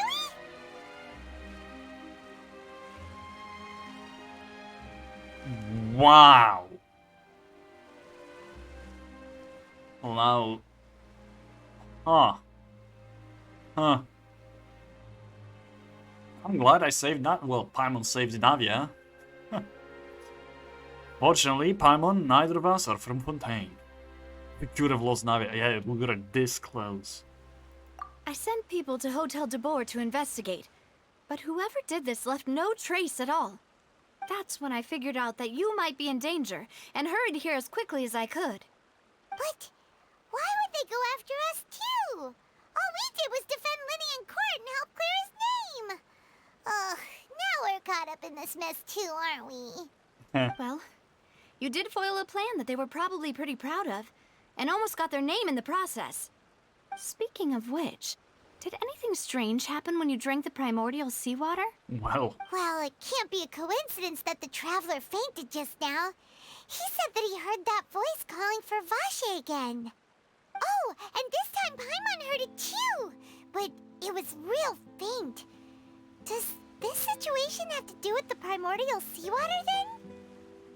according to Lynette, the ability to hear voices like that has to do with one's sensitivity to the hydro element. Wait, he heard the voice from drinking the water. yes and no. So we previously been by this fountain and we heard the voices already by then. But now, after drinking the water, we are able to interact with the voice haver. I hope that makes sense. However, Paimon, that previously did not hear anything, now was able to hear it. So...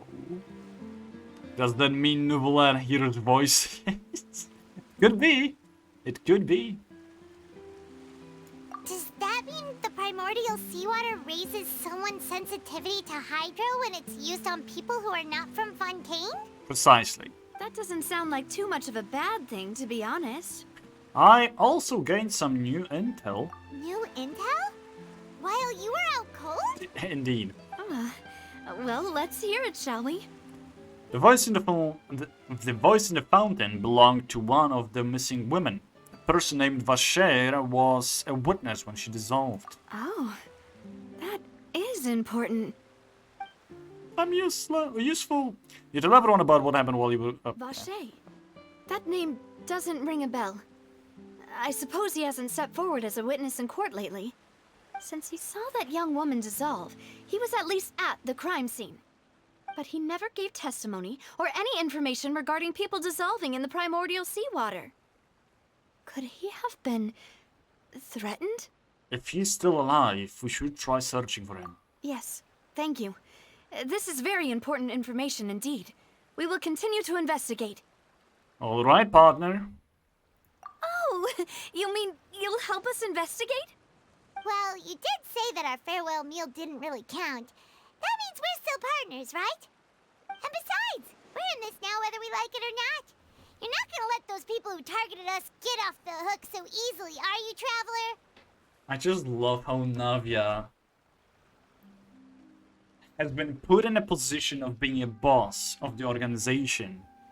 But she still remains this young girl that tries to pretend to be in this good position. Like, she deserves, like, not deserves, but she's been in this position for a long time. And has those little, you know, suddenly popping out her girlish young side. I love it. I just love it. She grew up too fast. She was made to grow up too fast, yeah.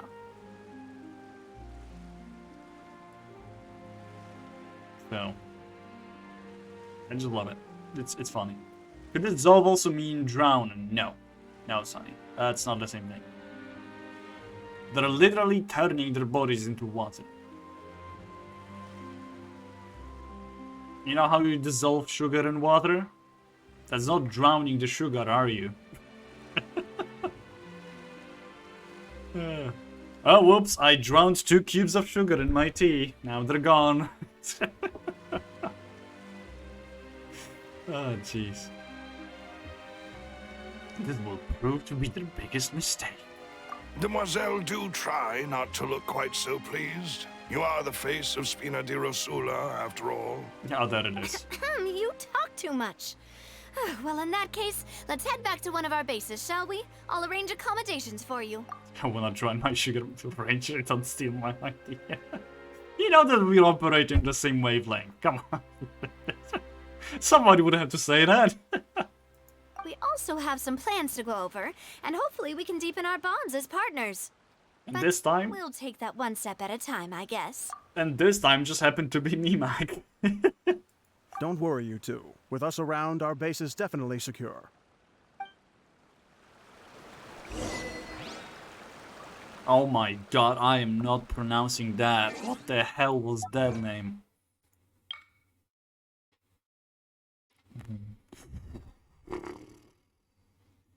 That doesn't even look French. Is it French? I'm putting in a translator. Oh god. Let's see, translate. Google Translate. There it is. Detect language, and let's spell it out.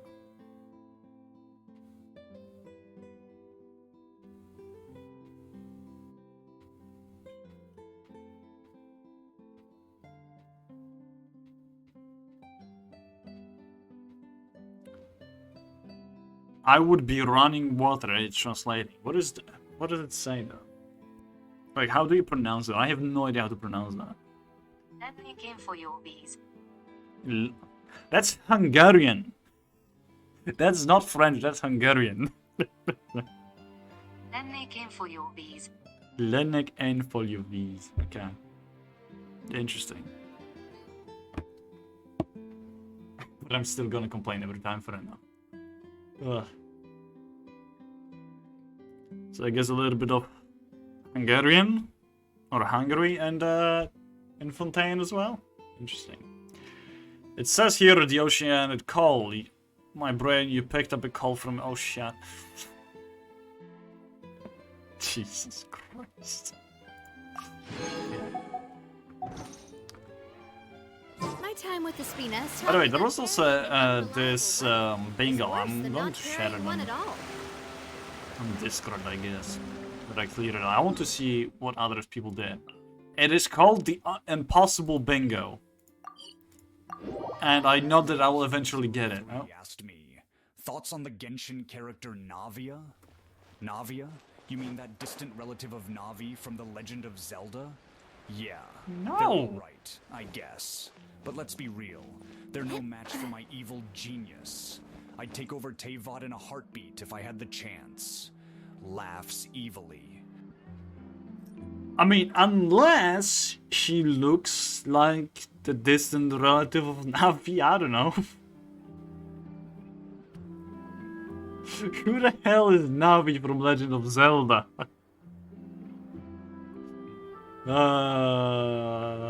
Let's look it up, shall we? Let's see who the hell is Navi from Legend of Zelda. How do you even spell it?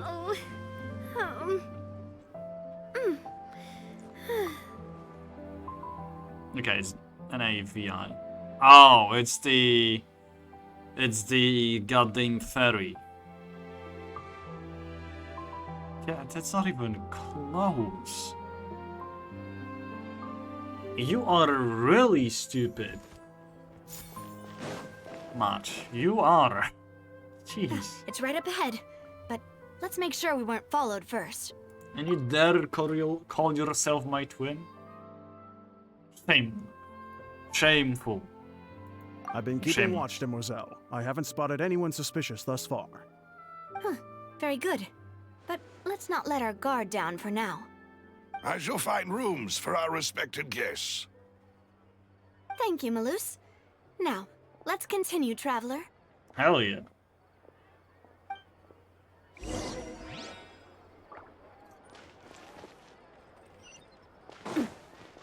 Are we going down to the sewers? We are, aren't we? Yeah, we are. Okay. Ow! I meant to press space and didn't work.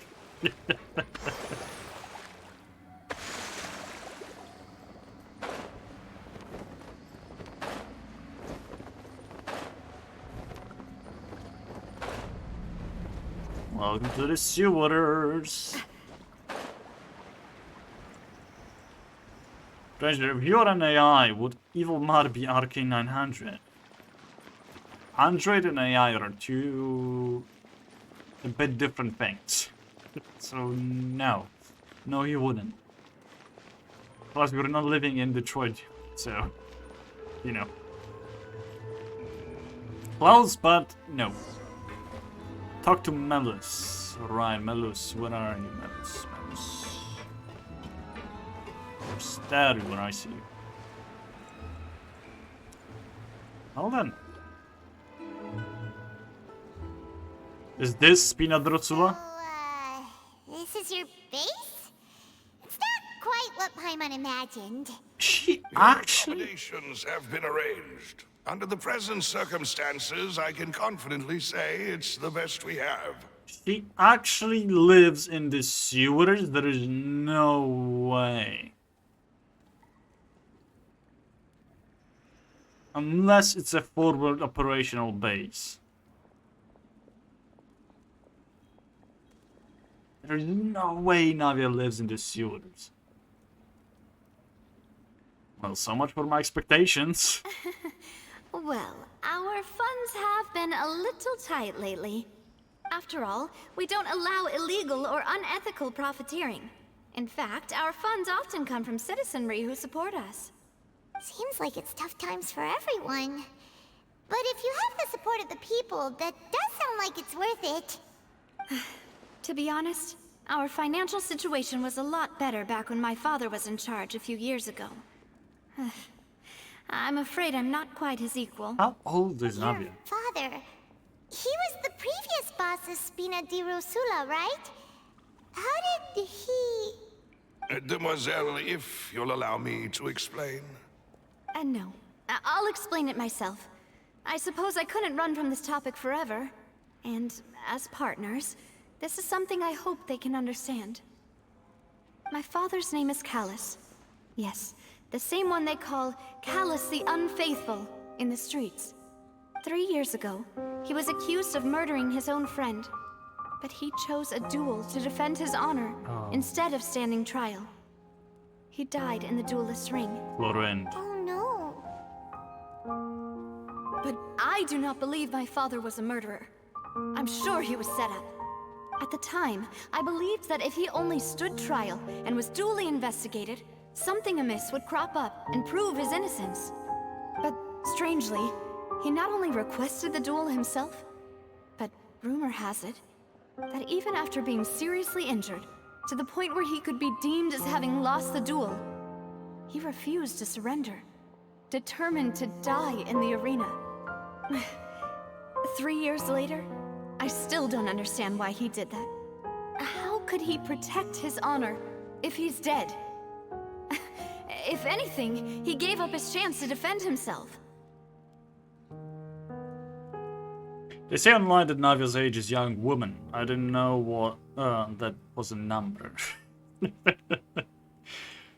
I mean, Mike, you should know very well that you should never ask a woman her age, so they will just disclose an approximate number. When will you become young woman age? I can become young man. I already am young man, okay?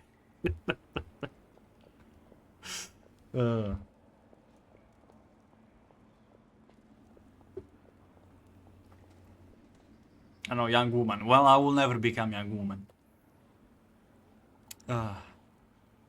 Right. Unless there is a slash in there, young woman man. Specifically.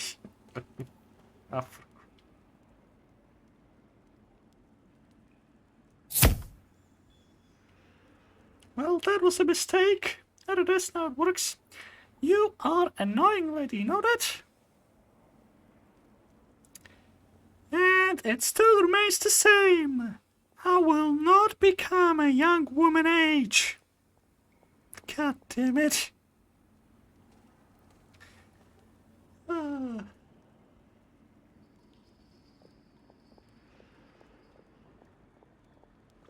You're still a young woman.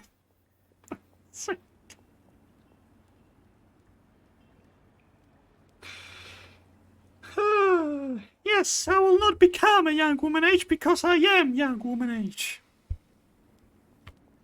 Jesus Christ. What I was going to say is, I think the way he thought about protecting his honor was to actually die in the arena. So, trying to prove himself to others that he will not surrender until he wins or dies. To actually show that he knows that he did not commit the murder. Twitch is taking revenge on you by giving you an ad. You deserve it. Do you have any clues as to why?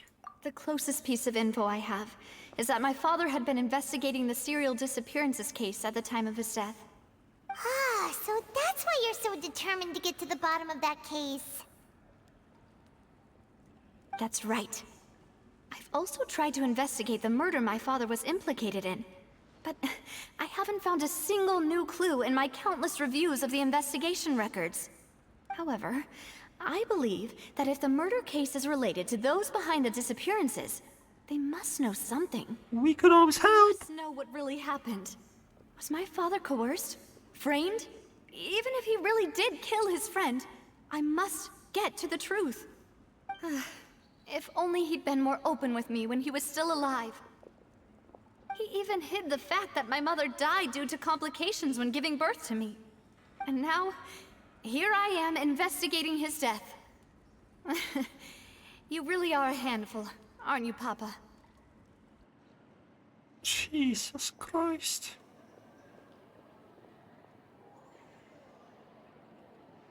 Like, I know that Genshin makes me feel stuff, but my god.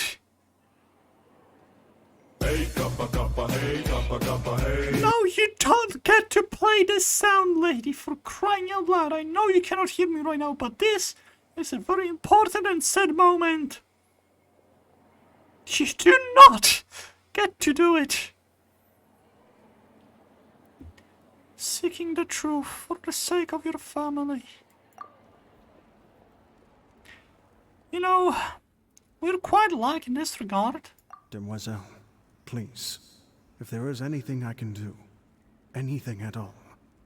I also will never believe that Master Callus murdered anyone. There are none whom I respect more than the two of you, Demoiselle. Master Callus did so much good in life, yet all it took was one murder case for him to be dubbed Callus the Unfaithful.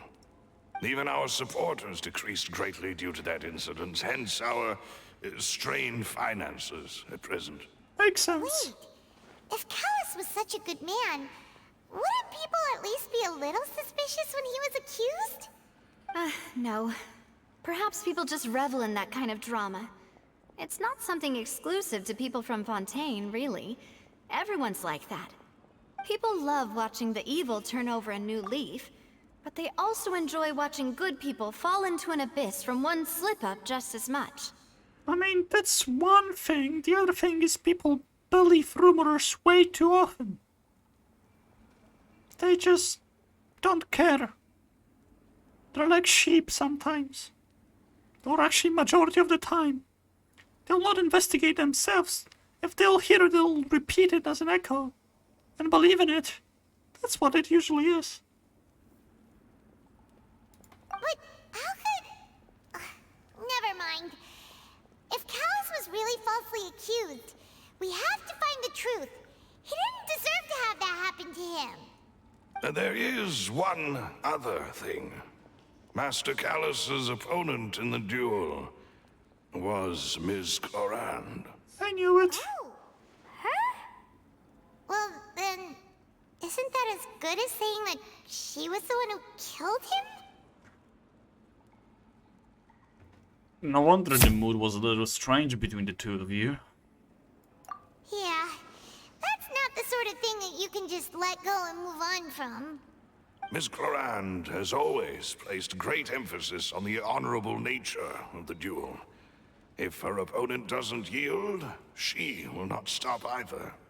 She knew Master Callus beforehand and greatly respected him, but seeing how he was resolute in the arena, there was only ever one choice she could have made. It's not that I don't understand her at all, but I just can't deal with this yet. Don't worry, Navia. Paimon knows how you feel. You don't have to force yourself to do that. Afterward, Ms. Clorand told us that at the start of the duel, Master Callus requested that she ensure Demoiselle Navia's safety.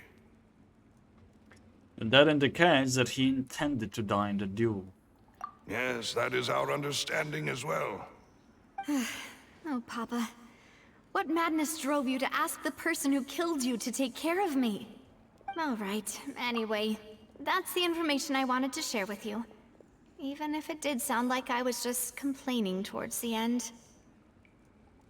I think the reason why he did that is because he knew even if he was going to win, or even if he was going to come out alive from this, him and his daughter, Navia, would be chased afterwards. Like, they would not let him go. They would find a way to either make him continue to be part of this, whatever he was doing, or try to kill him or silence him a different way.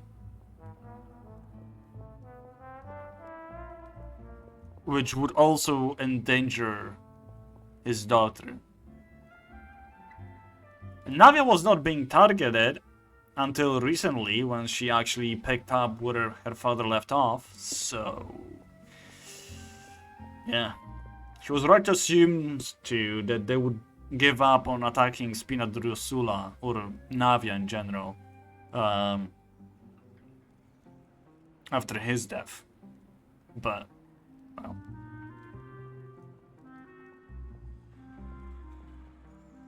God. What have you gone for, Navia? And I'm sorry, but if Navia went through such hardships so far, and she can still be a nice person, why can't Furina? I guess we'll know once we figure out what she went through. We'll see.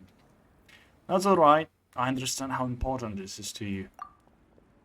Thanks. You two should go and rest. This was quite a day after all. People are different, yes, but just because you have a sad backstory doesn't mean that you can become a bitch. Doesn't give you any right to do that. So... like, I understand not everyone will... oh yeah, like Max said, cope the same, but still. If she's going to behave like that, I will not like her whatsoever, no matter the backstory she has. Yeah, Harmon's beat. Please, relax and get some sleep. We will ensure you rest soundly. Thank you. Also, have you guys noticed? Look at the logo of Spina di Rosula. It has the wheel, the anchor, and the roses. Roses are ever present in her outfit. Same with the wheel. What about the anchor though? Does she ever have an... she does. I think. The thing hanging from her hat. Is this... could it be considered an anchor? Not an anchor. Anchor. Or perhaps there is another person in Spina di Rosula that would be an anchor. I don't want to call it user. We just have to see when we get there if that's still true. Yeah, that is true. She didn't want to be like the person who raised her, but she still loves them regardless. What are you talking about, son? And it was the roses first. What if her dad was the anchor that held things down? Ooh. That would be very poetic. Okay, let's get inside. Let's continue this. A peaceful night passes under the Spina di Rosula's protection. Paimon slept so well. This place feels almost too safe. Jesus, the yawn. Huh? Navia? Where did the other two go? I sent them back to Poisson. It's Spina di Rosula's place of origin, and where we have our headquarters. There's not much for them to do here at the moment. I was right, this is a forward operating base. They have an actual headquarters somewhere else. Paimon gets the feeling that you're just trying to get them off your back. But never mind that. When did you get back? Were you waiting here the whole time? No, I just returned after Mike, going shut out up. for a while. I did some investigating yesterday regarding the name Vache. Wait, so you didn't sleep at all? How could I after having such critical new evidence appear? Guess Paimon wasn't speaking for everyone just now, huh? Unfortunately, this name seems to have been wiped from existence. It doesn't seem to have a match anywhere. I suspect that those behind this have already taken steps to hinder an investigation from this angle. But that does prove that this Vache person is a key witness in the incident. Does that mean we're too late, though? No. There is one ray of hope. One place in Fontaine that they would find almost impossible to threaten, no matter how much they wanted to. And that is the archives kept by Chief Justice Neuvillette. A place where detailed files on all the cases in recent years are kept. If the Oceanette you met is one of the young women who went missing recently, we should be able to find some related information there. So Neuvillette maintains an archive of case files? Whew. Guess that's the hard-working Chief Justice for you. In that case, let's go talk to him, shall we? Aren't you coming along, Navia? Did you get tired? No, it's nothing. Let's go see the Honorable Chief Justice.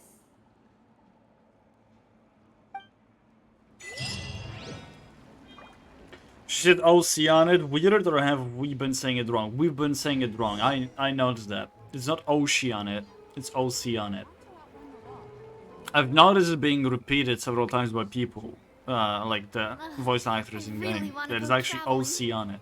I don't mind where we go. Not Oceanid. As long as I have Like, my friends with me. The way we thought of it is ocean. Then that's why Oceanid. But it's Oceanid. Oh, sea! And it. I don't know.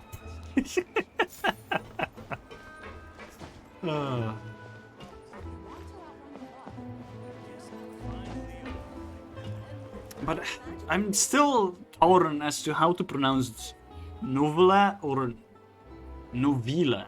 Novilla, maybe. Novilla. And Novilla. There is no. I'm pronouncing the second way, Novelette, wrong. Like, the E is way too audible. Like, way too out there. So I think I'm going to stick to pronouncing Novelette. Novelette. Novi. The I is being pronounced quite strong. That's what I noticed. Ugh, it's hard to pronounce names. And be correct about it. The Palais is right up ahead. Come on. Let's do it. There is a side quest. God, there are so many I'll have to do. Let's enter the Palais Mermonia. Or Mermonia. Mermonia. Palais Mermonia. I don't know. I'm trying not. I'm not making fun of French language, okay? No, I could.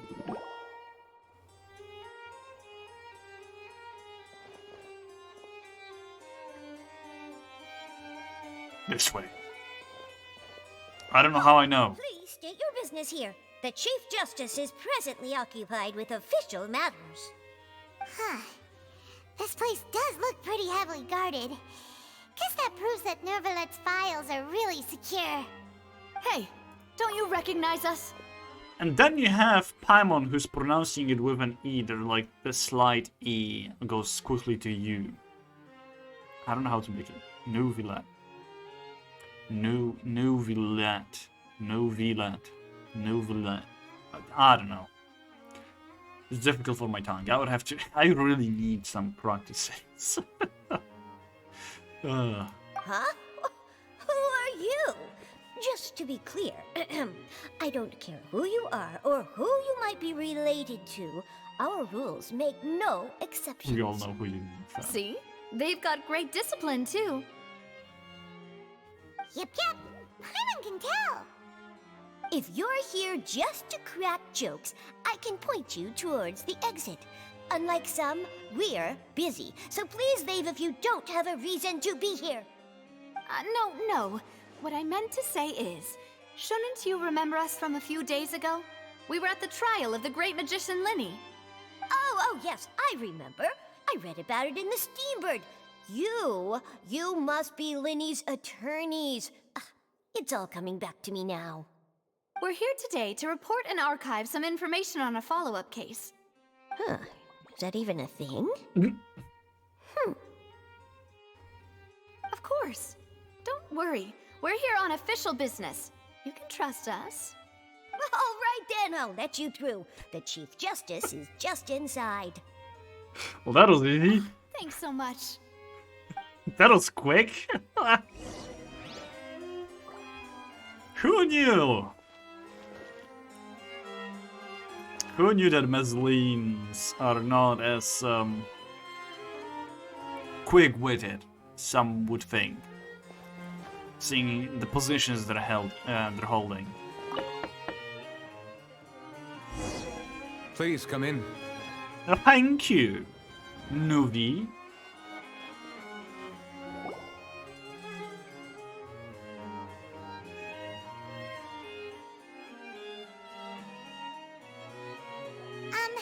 Sorry to barge in, Monsieur Nervalet. We only lied to get in because we didn't know any other way. It's all right. Please let me know how I may be of assistance to you. So you're not mad at us? We're looking for a man called Vache. He may have been an eyewitness in the serial disappearances case. If we can find him, we may be able to unearth some key information on the case. Ah, I see. In that case, please wait here a moment while I browse through the files. He is not concerned whatsoever about us being... Who knew that Nervalet would be so easy to talk to? Right? No, he's going to call the guards in, isn't he?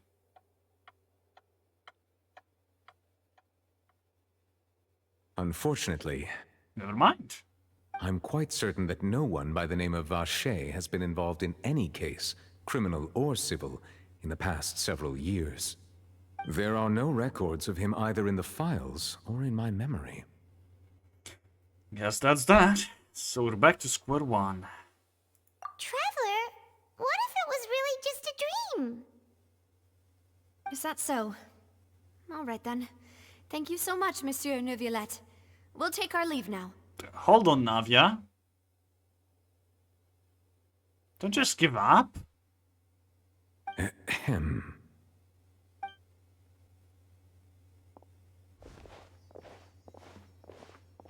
Miss Navia, I can understand how you feel. Your father, Callus, was a truly exceptional man. We deeply regret his passing.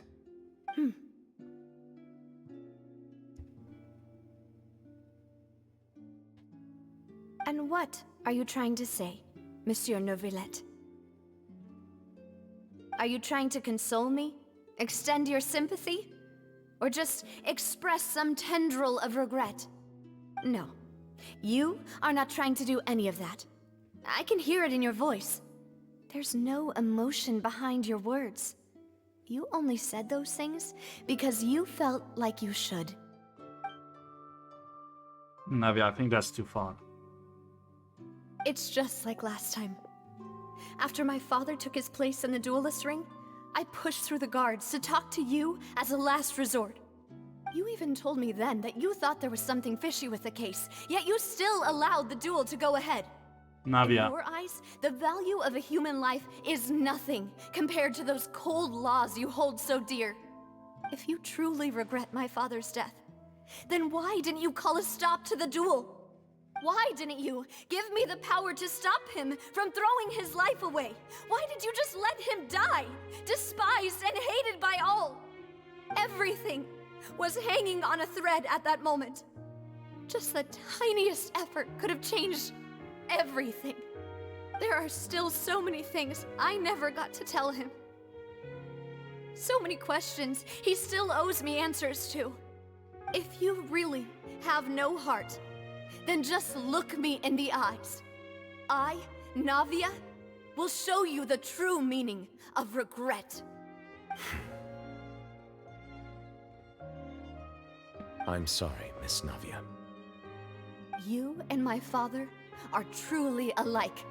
You keep all kinds of things in your heart and never say a word to anyone. It's not so much that you can't feel, but that you would never express anything. Oh well. In any case, everyone already knows full well the apathy of the Chief Justice. My apologies for taking my emotions out on you, Monsieur Chief Justice. Let's go, Traveler and Paimon. She knows fully well that Nuvi was not at fault for doing that.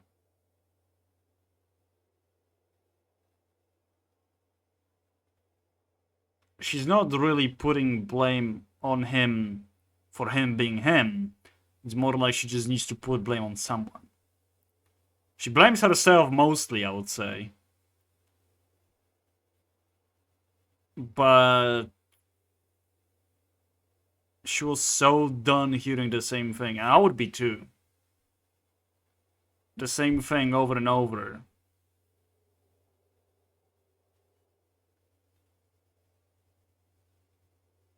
With no meaning behind it.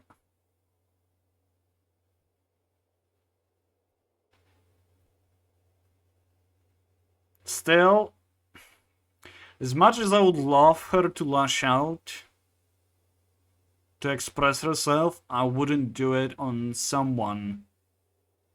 First of all, she doesn't know. Second of all, we don't know how we'll react to it. If she needs to lash out, go for it. Go for a Traveler. He will understand all of it. It just... it's just emotions at this point, so... well. Her emotions got the better of her? Yeah.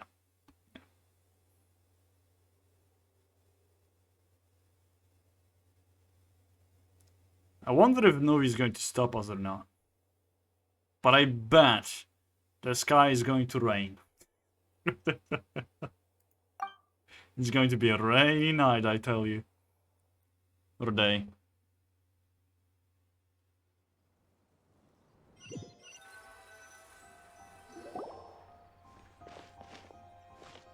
Or not.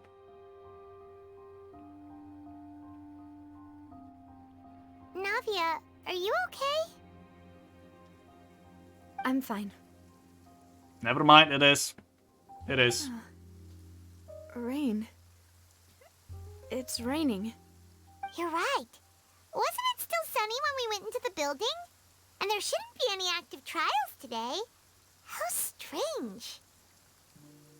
Now that I think of it, on the day my father was convicted of murder, it was also raining. A Traveler is about to get it. Ifra. Rain. What is it? Did you think of something?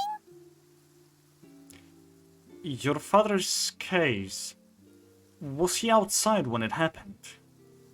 Yeah, he was outside. It was uncovered and the rain could fall there. Why? Do you think the rain could have affected the crime scene? That thought has occurred to us before. We've even expanded the search area to try to account for that, but didn't find anything of value. Mike, stop. Why are you reacting up? I don't know if you guys hear it. I hope not. But it sometimes it's just like slightly shivering. As if it picks up static or something. I'm not even moving. I'm not crying, you're crying. We don't? Okay, good. That's good. But there was something you didn't know at the time. Oh? Wait. You don't mean... The fact that people can be turned into water. So you're saying that the true murderer could have been turned into water? And then got washed away with the rain? Wait, what? Oh! That's not what I was thinking. I was thinking that the guy has been turned into water.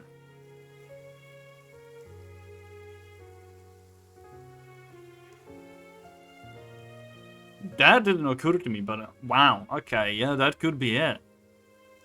The organization sent an assassin and then turned him into water. Yeah, and if that's what had happened, then no one would have believed your dad, even if he explained what he saw to the authorities. I really think I found a true genius for a partner. You're completely right. How did I not connect the dots earlier? All right, let's go to Poisson. With this new lead in mind, we'll get to the bottom of my father's case for sure. Yeah, we're gonna make progress for sure this time. Do you want to go with me now? Or do you want to head over by yourself later?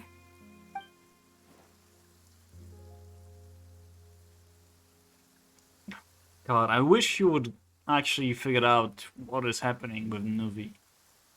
Though, there is not much else to go on, except for the fact that there is not that many connections to Nuvi and Rain. We've been told about, you know, the dragon and all, but we don't know the Nuvi. We think Nuvi is just a human. So.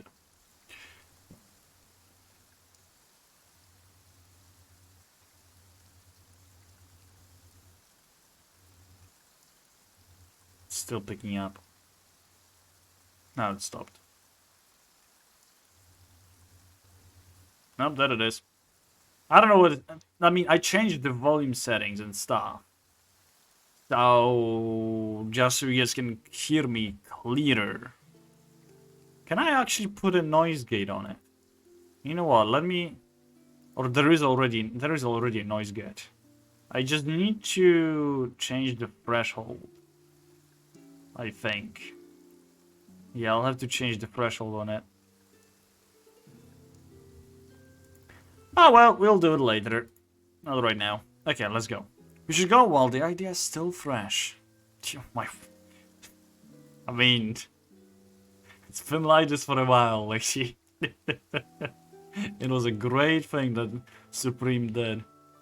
Great. Let's go then. Be quiet.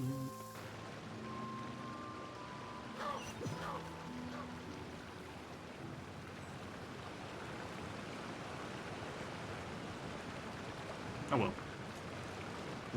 Why are we... Oh, don't tell me the Poisson thing. Oh my god, this is an actual Spina di Rosula place. Ah, right. I mean, that looks really cool, I must say, but I was expecting something better. Damn. Whoa, what a huge ship! Why would a ship be anchored at a place like this? Looks sick though. There's no need to be so surprised. While it may look like a ship, it's actually Spina di Rosula's headquarters. My father was the one who asked for it to be built like this. Perhaps our taste in exterior design is the only thing we occasionally had in common. Interesting, okay. A gigantic and glamorous ship embodies discovery, opportunity, ambition, and conquest. It symbolizes Spina di Rosula's bright and limitless future. I think I'm starting to get why you like it. And Paimon thought you were bluffing when you said Spina di Rosula had a glorious past. Paimon was confused why a group with such a history would live in the sewers. But now that Paimon has seen this ship for herself, she's been convinced. Well, Poisson is where Spina di Rosula began, after all. It's our main base, our home. Well, let's go then. Yeah, if this was an actual specific... That actually looks sick. Never mind. Like, the material could be a little bit different, but still, that looks really good. Like it. It's lovely. Oh, yeah.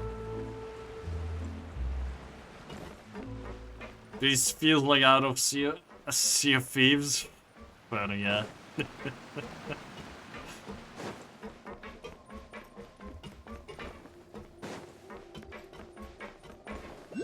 God damn, that's a way up. I think it was an artistic design, not an actual way up, but it is definitely wheelchair accessible, right? Just don't, yeah, control your wheels or you will go flying off at the end.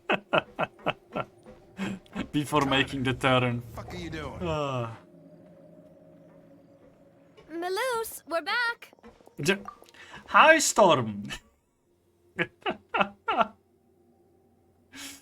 It seems like you are enjoying copy and pasting stuff from Epic. Kinda steep for a wheelchair? Well, they can, you know,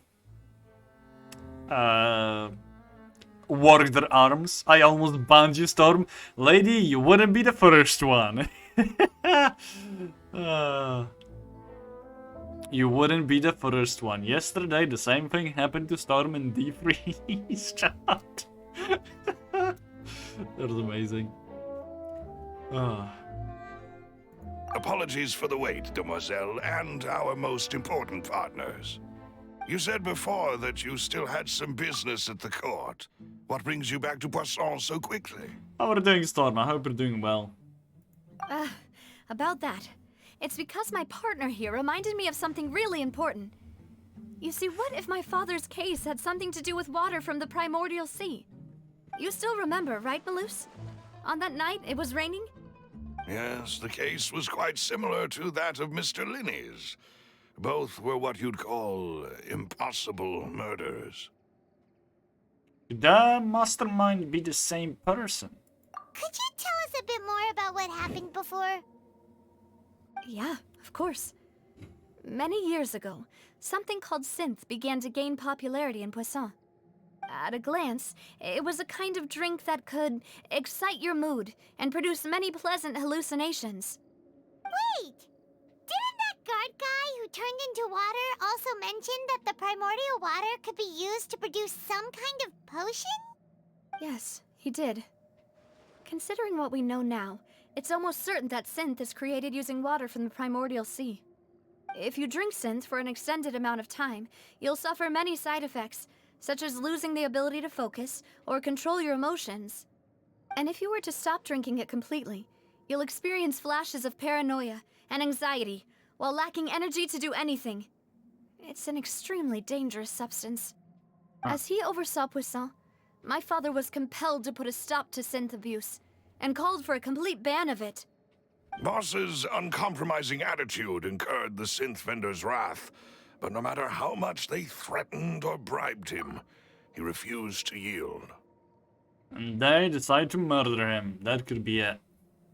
Besides the Epic Crunch report somehow being copied without me doing so, I'm doing good. How about you though? I'm doing great. Thanks for asking. I'm just chilling and enjoying the content of Genshin. It's always fun. Definitely framed, yeah, most likely. Not only that, Boss became determined to find the mastermind behind the synth operation and put an end to the problem once and for all. Yes, but the enemy was very cunning. So he could never get anything out of the dealers, all of whom only sold the stuff and weren't privy to the rest of the operation. Recognizing that, my father decided to contact the dealers in secret and cultivate personal relationships with them. Finally, he was able to convince someone to become his informant. The man's name was Jacques. He felt greatly ashamed about his work after seeing many families destroyed by synth abuse. That night, my father hosted a banquet at his countryside estate. He planned to meet up and exchange information with Jacques over some food. But then, we heard 2 gunshots from the courtyard. We raced to the scene and found my father, still holding a gun, and Jacques, who was already dead on the ground. Huh? How did that happen? Aren't they on the same side? Sounds just like Lenny's case, doesn't it? In both cases, the culprit seemed obvious, but neither appeared to have any motive at all. Looking back on it, though, I now believe the most important clue was something we all overlooked at the time. There were pieces of clothing left at the scene. Aha, disappearance case. So they could have belonged to someone who got dissolved. Precisely. It's all thanks to you that I made the connection now. Dumb. Back then, we all just thought they were some costumes that Jacques used to disguise himself at the banquet. But, considering it now, it's almost certain that they belong to a third person at the scene. With one extra person, we'll also need to reconsider why the 2 shots were fired. Yeah, honestly. They're trying to shoot the guy that was aiming a gun at Jacques. Oh, that would be it. Mr. Callum shot the guy who got dissolved. Well, the guy who got dissolved shot Jacques. That had to be it, right? Maybe your father got into an argument with Jacques now, but it's also possible that a third person was to blame. You're right. We still don't know what happened. But my intuition tells me that we're on the right track to figuring it all out. I'm finally headed towards the truth. Jacques was an empathetic man who was infinitely remorseful for his past actions. It's unlikely that he turned on Boss with zero warning. I think this third person is probably the key to the full truth. On that note, however, even though this will not please you, demoiselle, as your and your father's butler, I must still offer a word of warning. Our opponent is insidious and cruel. They are extremely difficult to deal with, and Boss has already lost his life trying to bring them to justice. Even though Spina de Rosula has lost most of its former glory, Poisson has welcomed a new time of peace, and we have been allowed to live out our lives. There is no need to follow your father's path. It would be both wise and in line with Boss's wishes to step back and give up on the case. If that's indeed what he wished for, then he should have told me that himself. Was I not the closest person to him? And yet, I was the one most kept in the dark. What was the point of him dying without sharing any of the secrets he knew? Did he manage to protect anything in the end? Synth is still here. Callus the Unfaithful is still his epithet. And Spina di Rosula is barely getting by. Nothing has changed. Did he think I'd just accept his meaningless death and live out my life just as meaninglessly? I've never accepted that, ever. Not since that day, and certainly not now. I want to find out the real answer for everyone's sake. For the missing girls, for the victims, and for myself. Navia. This is indeed the best moment to act. Your partner appears to be quite reliable, and more importantly, demoiselle, I think you're also ready to take this on. So you do know something else, Malouse?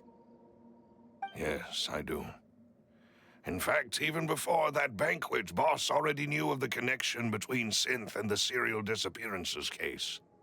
But what drove all the tensions to the boiling point was the revelation that you, demoiselle, had been selected as the next target to disappear.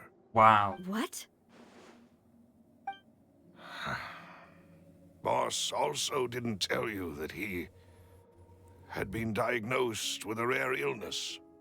The doctors told him that he had no more than 5 years left to live. And the serial disappearances case caused him great anxiety. 5 years was nowhere near enough time to resolve this long-standing conflict. But once he passed away, all the danger would pass on to you. Yep. Knowing all of this, he decided to use one final intimidation tactic before his death. He claimed to have already gotten his hands on some key incriminating evidence for the other side, and even told some members of Spina de Rosula about the details. But as long as you remained safe, he would not share the evidence with the public. If something were to happen to you, then he and all those he told would immediately expose all they knew about Synth and the disappeared victims. Right, so nobody would be able to get off scot-free. As we've seen, Boss's tactic has worked. Even though Boss has been gone for a long time, the other side has not tried to take Demoiselle's life. No, I don't believe it. He never appeared to look sick to me. No father wants their daughter to see them weak and haggard, especially someone as proud as Boss. Yep. To him, dying in a duel and suffering lasting dishonor as the unfaithful were still far preferable than losing face in front of his daughter.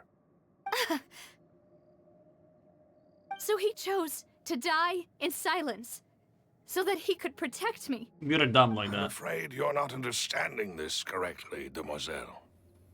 What Boss wanted to hand to you was not a parasol, but a sword. If Boss's spirit could hear you telling me that you want to find the answer for the sake of everyone involved, I'm sure he'd be extremely proud. That fool. Couldn't he have just given it to me straight? No. He might have set up everything precisely because he never thought I'd be able to understand him. Is that the amount of confidence he had in me? And what if I was never able to make it to where I am now? He gave you the choice to live how you want. Yeah. I suppose that's true. With the way he'd set things up, if I had wanted, I could have just lived out my life without a care in the world. But thankfully, he rarely talked to me about complex matters, and thus understood little of me as a person. In this case, he really didn't need to give me an easy way out. Huh.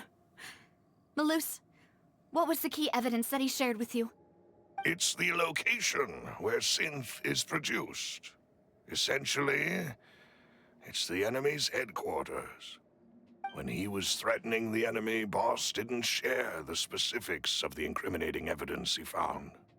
But if you want to use it against the enemy, you'll still have to take several things into consideration. Why? If we know where the place is, can't we just go storming in? You Yeah, guns mustn't blazing. forget that we're fighting against a mysterious and dangerous organization that's been in operation for decades. There's no telling what might be lying in wait at their headquarters. We also have no idea what kind of evidence we may be able to find inside, nor what people we may be able to capture. But a single visit to their headquarters would be tantamount to a formal declaration of war. The worst case would be that we leave empty-handed, but also open ourselves up to full retaliation. Then, in that case, why not work with the Fontaine authorities? Well, you saw one of them dissolve during Mr. Linney's case. We have no idea just how thoroughly they may have been infiltrated. Huh. That's true. Seems my father really had no choice. But things are different now. It should be a lot easier to prove the other side's guilt, now that we've connected Synth with the disappearances case. You sound like you've put a lot of thought into this, Malus. I am the butler, after all. I live but to serve the boss and demoiselle's will. I've always been willing to take on any kind of risk for your sake. But considering my relative lack of ability, I've spent my time keeping secrets, performing basic investigations, and waiting for the right time to come. Chan, I want you to look at his hat.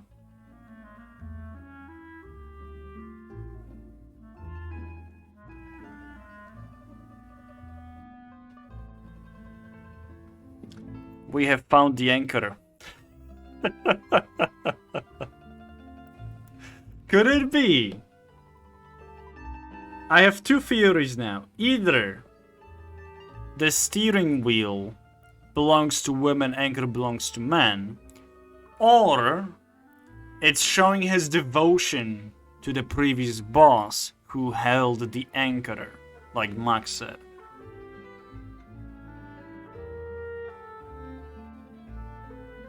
Max, she bears the wheel, as well as the roses. Roses are everywhere, like he also has the roses, so I don't think the rose specifically is a different kind.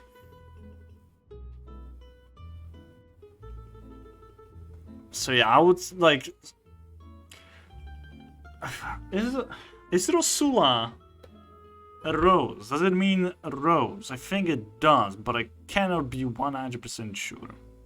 Let's see. Translate.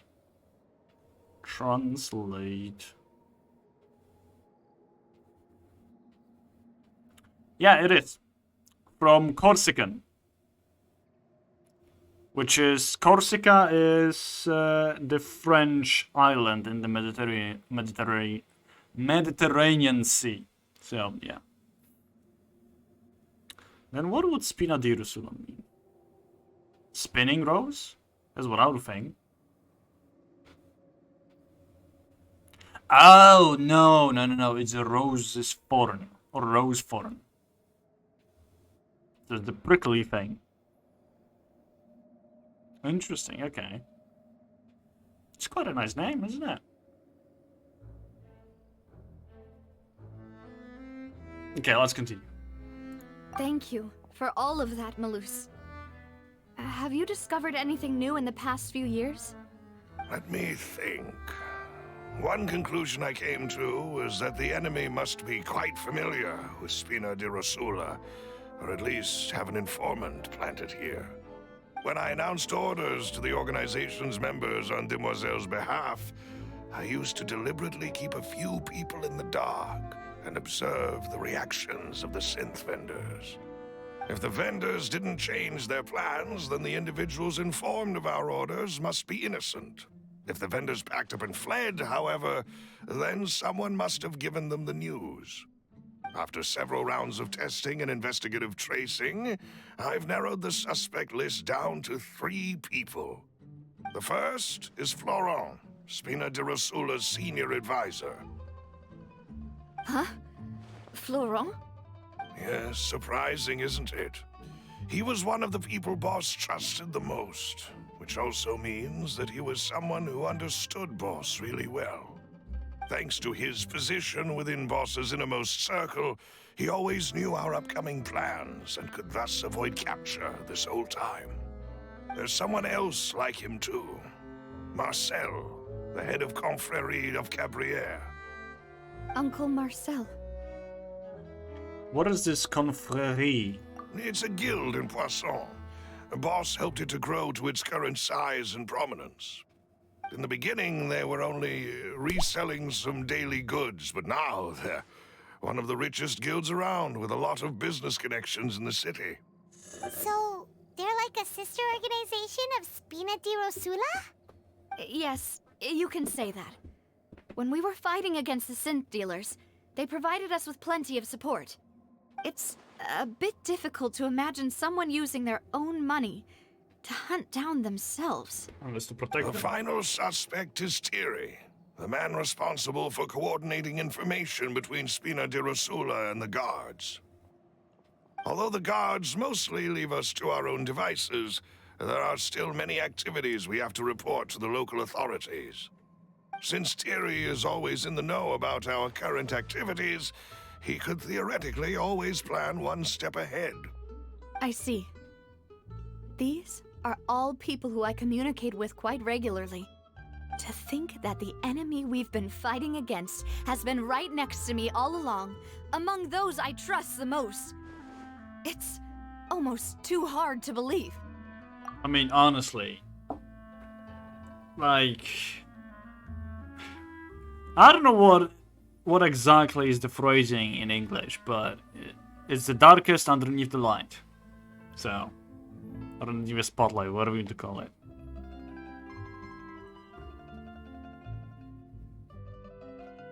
Corruption and money? That's one thing.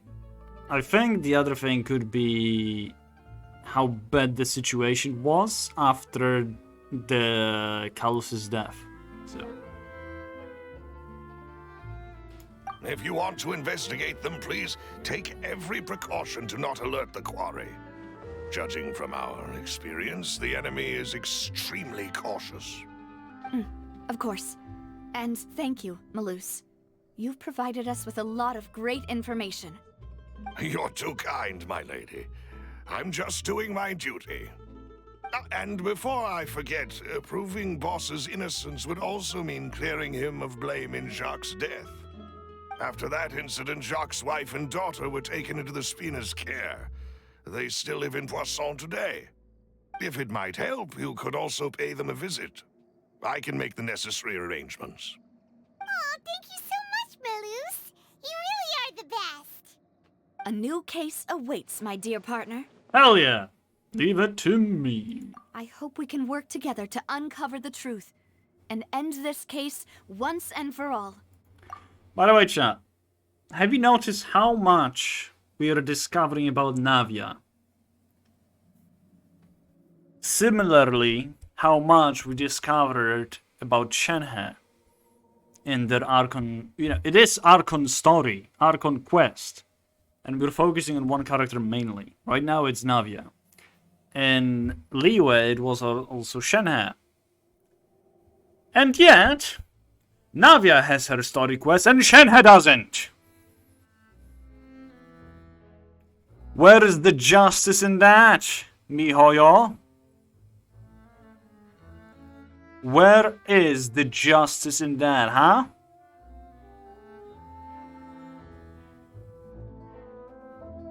I want my hangout events with Shenhe. I really do. Favorite child.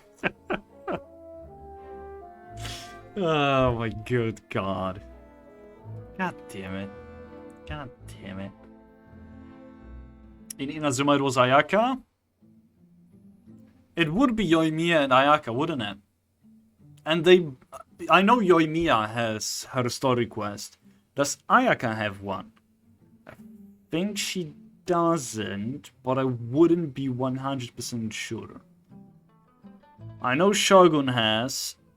Kokomi. I think Yaemiko. I think Ito is there as well. But I don't remember if there is Ayaka. Once we're out in the open world and I can, do our thing, I will do that. I will check the story quest. If I don't, remind me. Before we go into the next one. Callus's case records. 3 years ago on a rainy night, banquet goers heard 2 gunshots outside the house. When they reached the scene, Callus had a gun in his hands, and Jacques had been shot and slain. Based on the investigations done then, there was no possibility that anyone else could have done the deed and escaped, and Callus was thus adjudged to have been the culprit. Oh great, it's right now. Let's see the story quest. Who has them? Right. So we have Raiden Shogun, Kokomi, Ito, Miko, Shogun, Ayato. That's it. So Ayaka doesn't have it. However, look, there is Yoimiya. Yoimiya has hers. There is Navia. Where is my dear Shenhe? Excuse you, game. Where? I want to talk to Shenhe. And I want to repeat that, please. Oh well. I think, I'm not saying it for sure, we will test it out with Venti. We will see if this is worth streaming or not. Are they only 4 stars? No, all of them are 5 stars. All of them are 5 stars. Every single one of them.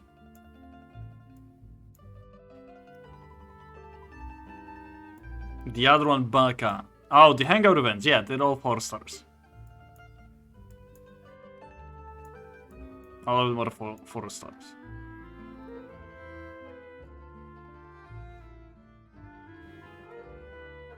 I'm pretty sure the Hangout events are shorter and less world reacting and so on. Like Venti's and stuff. Because I know that Albedo's story quest revolves around Dragon Spine, and there is some stuff that is involved within the within Albedo's story. Like 2 Sealies, for instance. Zhongli opens up a new cavern in Liyue, for instance. Ventis enables a later on quest, if I'm not mistaken, a side quest. Ganyu's story does the quest. Xiao's story also opens up a new quest. There is the whole line of Imperatrix Umbrosa. Nerd. Shut the hell up, Lee. I'm trying to explain stuff that I sort of know about to chat. I know that Raiden Shogun's Imperatrix Umbrosa opens up plenty of side quests, if I'm not mistaken. And also all of this story-related stuff. I think it also changes Inazuma a little bit, but I'm not 100% certain about that. Then we have Nahida. For some reason, Sumeru is just beloved by Miyoyo. Nahida's story also does some stuff. If I'm not mistaken, you require... Yeah, Papilio which is... Papilio is which one? Wait, what? Oh, it's Food House. Oh yeah, it's... God damn it, it's Baiju. I'm trying not to look at Baiju. Oh, never mind. Yeah, those are regarding the previous places. Never mind. And then we have, obviously, this. So, I think this requires us, yeah, Chapter 4, Act 2 to finish. Now this will be Act 5. Okay. Albedo's icon looks like a baby. What? Oh, I can see that, I guess, yeah. For me, it was always a light bulb. But I can see how it is a baby. Why is it upside down, though? Okay. Let's leave those aside, and let's continue. But, before we do that... I gotta go refill my drink and quick toilet break. So, we'll see each other in just a moment. So, give it a second. That's the wrong button.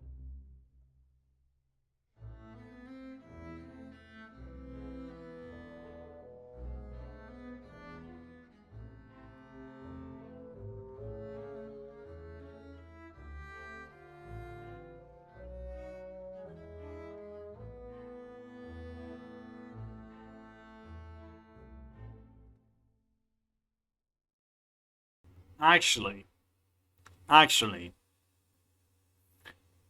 Question to you, chat. Shall we end or shall we continue? Because this seems like a good place to end. Before we go after the Calus's case.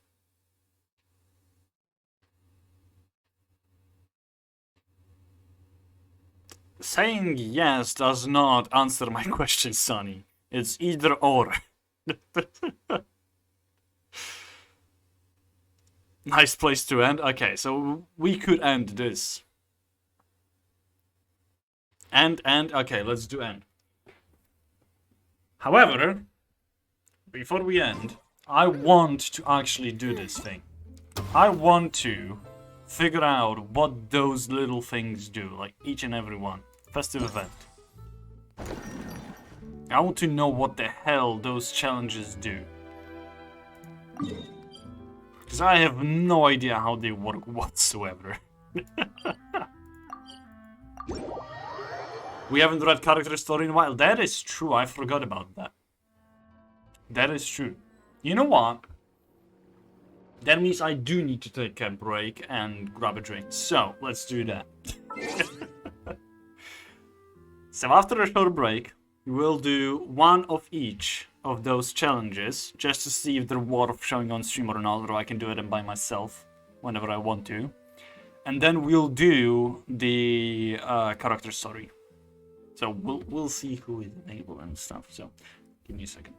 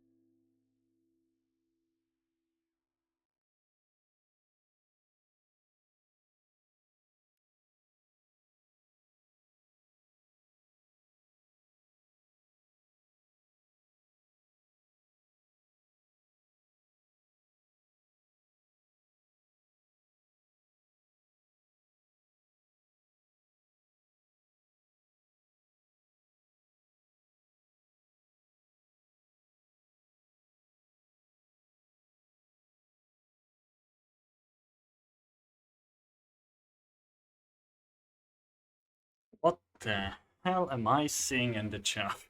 Why is there a spam of emotes? Oh, jeez. Okay. I'll just collect this real quick and let's continue. So like I said, we're going to do those first real quick.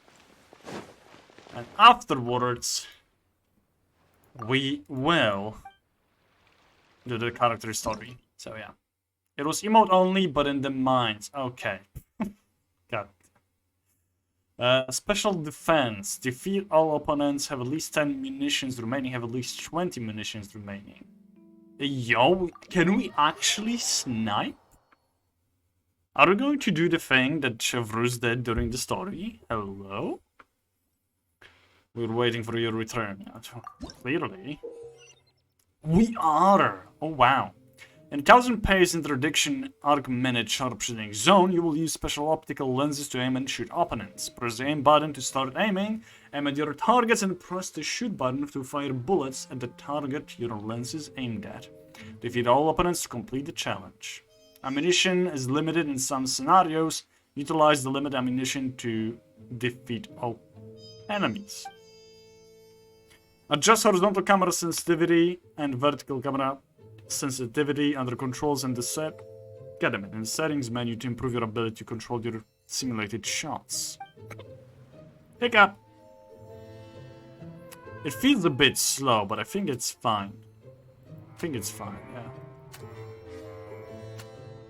Right, let's see first what we can utilize. Yeah.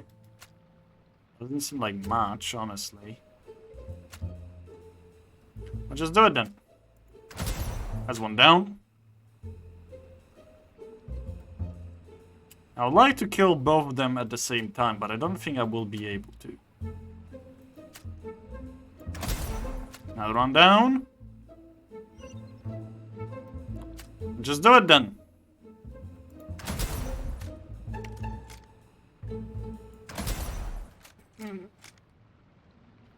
Jesus Christ, he's shaking his head. I don't like it. There we go, we did it! Nice! Oh, I see. Now they have some other stuff. Let's just go back. Come back, don't be so far away.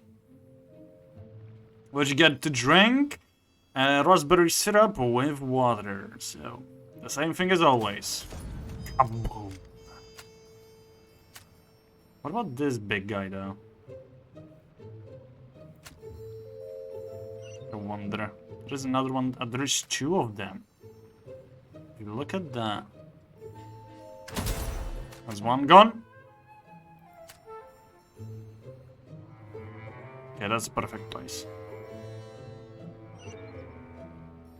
Actually. There we go. What about the big fella now, huh? Oh, he needs double hits, doesn't he? Don't you dare hide.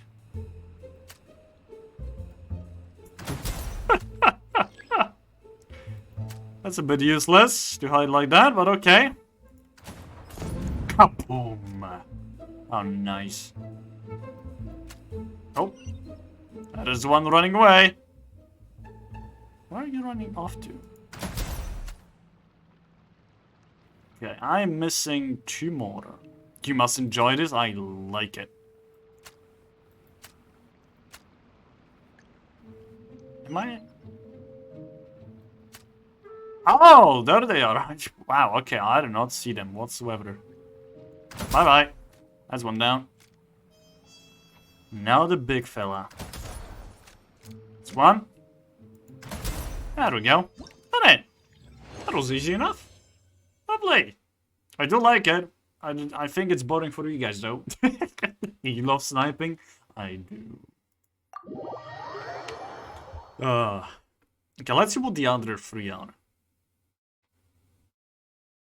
Once it loads, it is. It's basically point and click adventure, you know? Okay, let's do the second one. What are their waters, actually? I actually get for completing each and every one. Yeah, that makes sense. Nice. Trick shots, tricky lights. I think this one. I think this one is in domain, so you have to fight inside the domain, isn't it? We are not talking about the event story. Stop it. In trick shots, tricky lights defeat opponents that endlessly appear within the time limit to score points. Once the challenge is over, medals will be distributed based on your score. Adjust your lineup according to special lighting before starting the challenge. Defeating enemies during the challenge will accumulate progress towards special lighting. Once ready, use it at the right time to receive a temporary yet powerful combat buff. Use these effects well to complete the challenge efficiently. Well. Oh wow. Level 40s, it's fine for me then. Is it all just going to be level 40? It is, okay. What do we need to get? Score 4,000 points. God. Right. Ooh. Biting Glacial Ray. For 12 seconds after using, unleash a Hydro Shockwave centered around your active character every 4 seconds. Opponents here will be dealt Hydro damage. All cry damage dealt by party members will be increased by 60%. Ooh. I mean, we gotta. At this point, we gotta use that. And for her Q ability, and then Barbara, I'm gonna bring Kokomi. I don't think we need Barbara that much. Kokomi's better at that. So let's do it. Let's do it. This is a weird lineup, by the way. Also, I need to change that a little bit. There we go. That's good. That feels better. Because Ayaka can create an ice field around her. So it should be fine this way, right? Allow me. Whirling snow. There we go, see?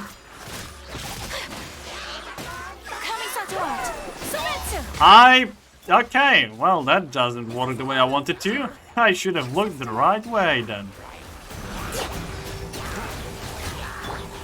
Do your master's bidding. Yes, I will. Take flight. I can fix this.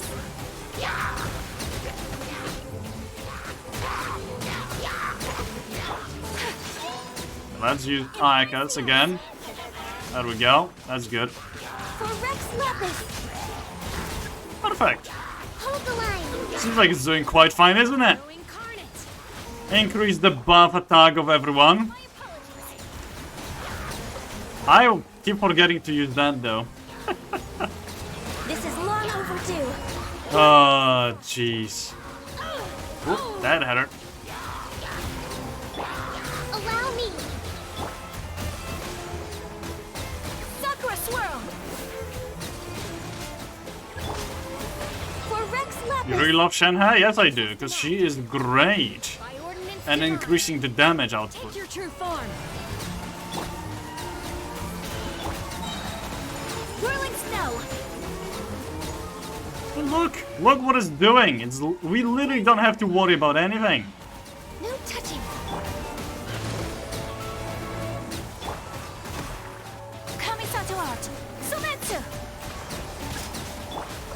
Do your master's bidding.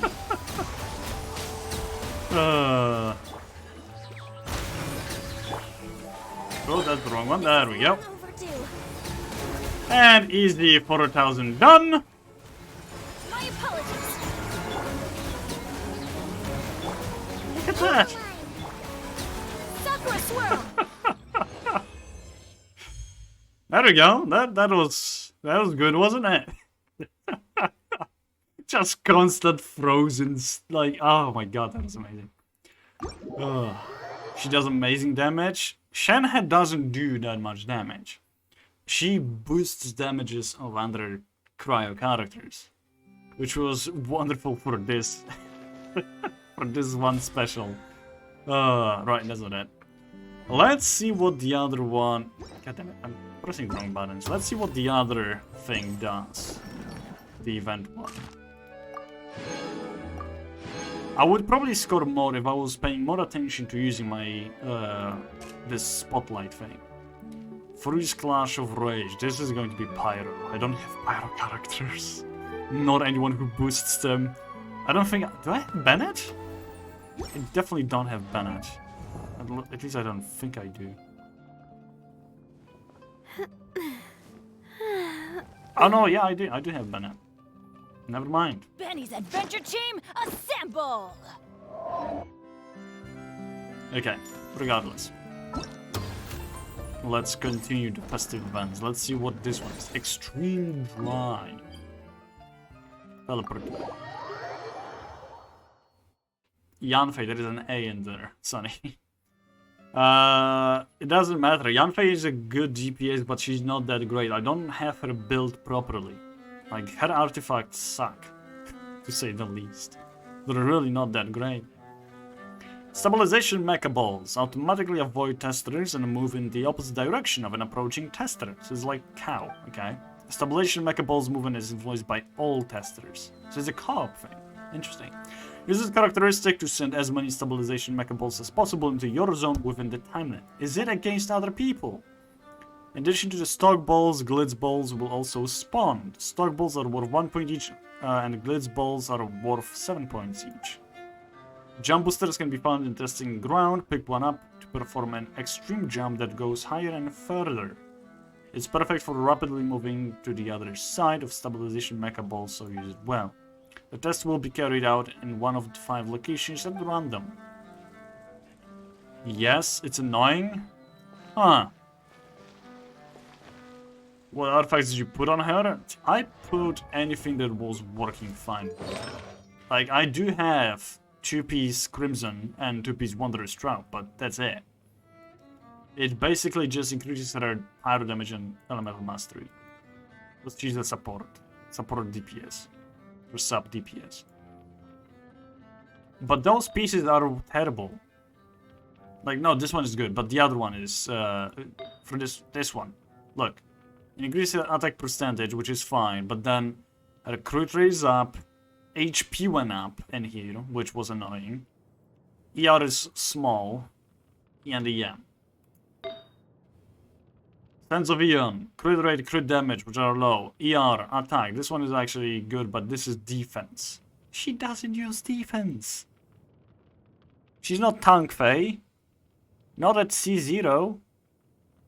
And I'm pretty sure I have her at C0 or C1. Her C5 or 4 gives her a shield ability. I'll have to see it. This is just pure attack, which always is with the feathers. But look at it. ER, crit rate, crit damage on lowest, and HP moved up. And this one is HP. She doesn't use HP. I don't know if you can change it to something else. I think it's always HP, is it? It is always HP. But yeah, HP percentage, useless on her right now. Crit damage, which is low. ER, which is low. Attack percentage. Like, she's not bad. Like, she's not terrible, but she's not that good either. She could be better. So. Oh wait, I was going to show... I was going to check, not show. Is it this one? No, it's C4. When Done Deal is used, creates a shield that absorbs up to 45% of Yanfei's max HP for 15 seconds. This is when you can build Tank Fei. I don't have her C4. But if this is co-op, I'm not going to use the co-op, because it takes some time to actually do the co-op missions. Let me actually see. Does need a shield? What do you mean she does need a shield? Oh, it feels like the hide thing with the total score that you can get. Stabilization mecha balls automatically avoid all testers. Yeah, we know that. So we have to match gameplay details. Then victory score certain amount of points. I see. Interesting. They have different signs. They're not that much different. They have walls. Or be empty, that's it. Interesting. Yeah, if it's going to be a co-op thing, I'm not going to test it on stream. Okay, let's do the into the frame. This one is the thing, just getting out the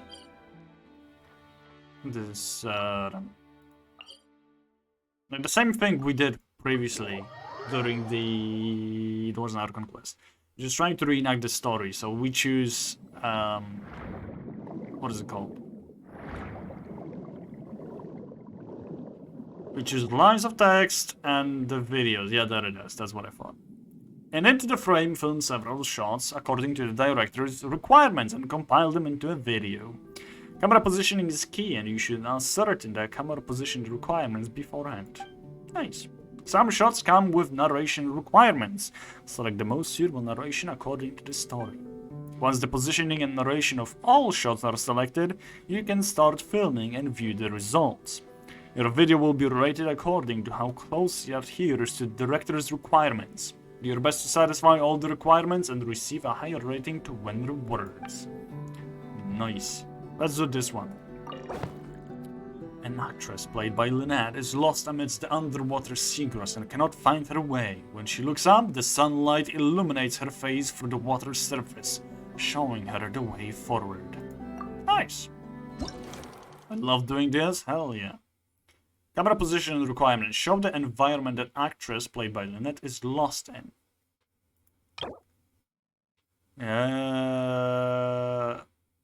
It does show the environment she's lost in, but that just shows Lynette without the her being lost in it, I think.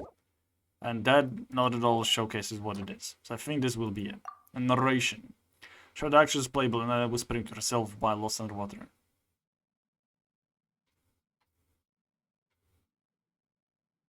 Where should I swim? It all seems the same underwater. It does show that she's lost.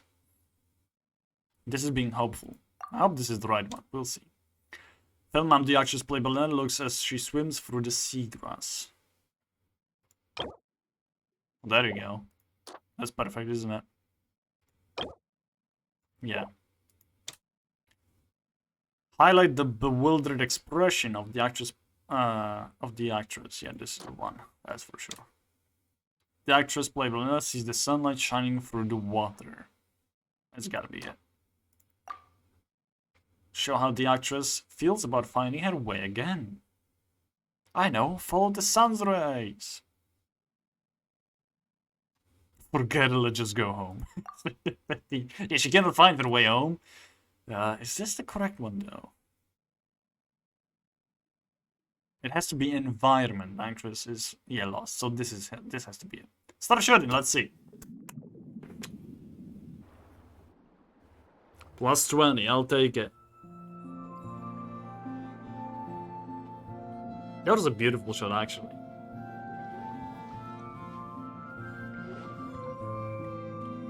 I think 20s are the best one, isn't it? No, and that was the 30.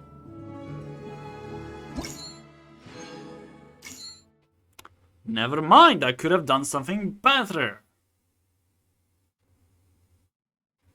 Apparently. Why is it 2? Try again. 20s are the best. Oh yeah, that makes sense. So I think this is the one in that case. Oh no, it is plus 10, plus 10. Plus 20, plus 20. Plus 20 and plus 10. Narration has to be 10, isn't it? Okay, let's try this again, shall we? Let's get the 3 stars. I ain't leaving. There it is, plus 30.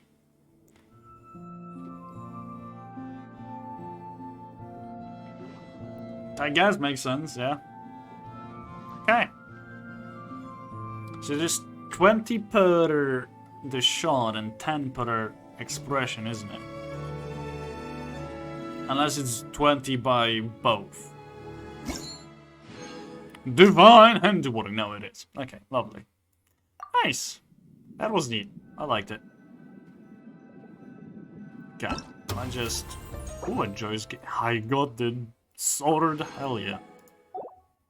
I have to upgrade it though. I want to upgrade it. Oh, did I collect that? Oh. Yeah, I did. Okay. Yeah, I want everything. 400, and there is the event shop as well. Jesus Christ, there's so much to buy. My God. Okay, regardless.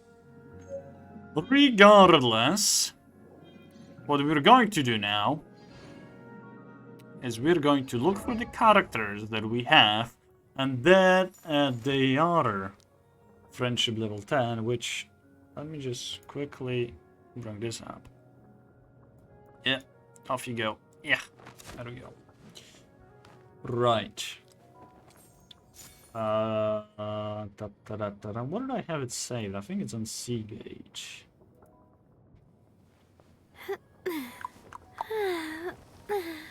Is it?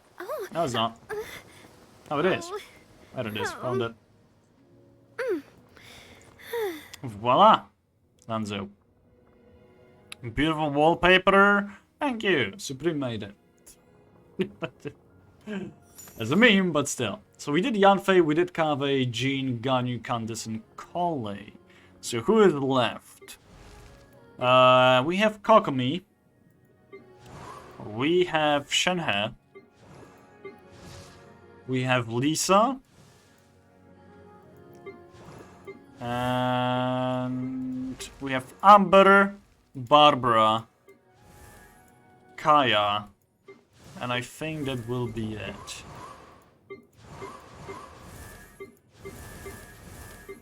Yeah, I'm pretty sure that will be it. Just making sure everyone else. Yeah. So like I said, Kokomi, Shenhe, Lisa, Amber, Barbara, Kaya. 6 left. Shenhe? Shenhe, let's do Shenhe's. Finally. So, Shenhe is voiced by Chelsea Quokka. Birthday 10th of March, affiliation Cloud Retainer's Abode.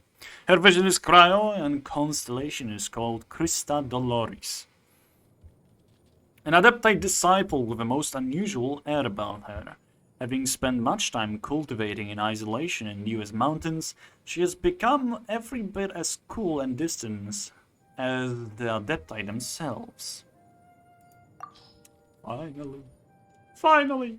I don't think I know much about Shenhe's backstory, honestly. I don't think I followed it through. Okay, character details.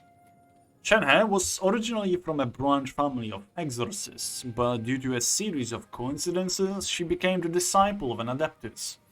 She's a student solely of Cloud Retainer in name, but her impressive constitution and intelligence quickly won several other adepti over her. She would go on to learn from them all, eventually becoming a master of adeptal arts in her own right as a mortal. She very much looks the part as well in her unique temperament and manner of carrying herself. Indeed, it would be no understatement to name her a true adeptus upon meeting her for the first time. However, it is precisely due to the long years of tutelage that she has lacked company save for the adepti and odd passing illuminated beast.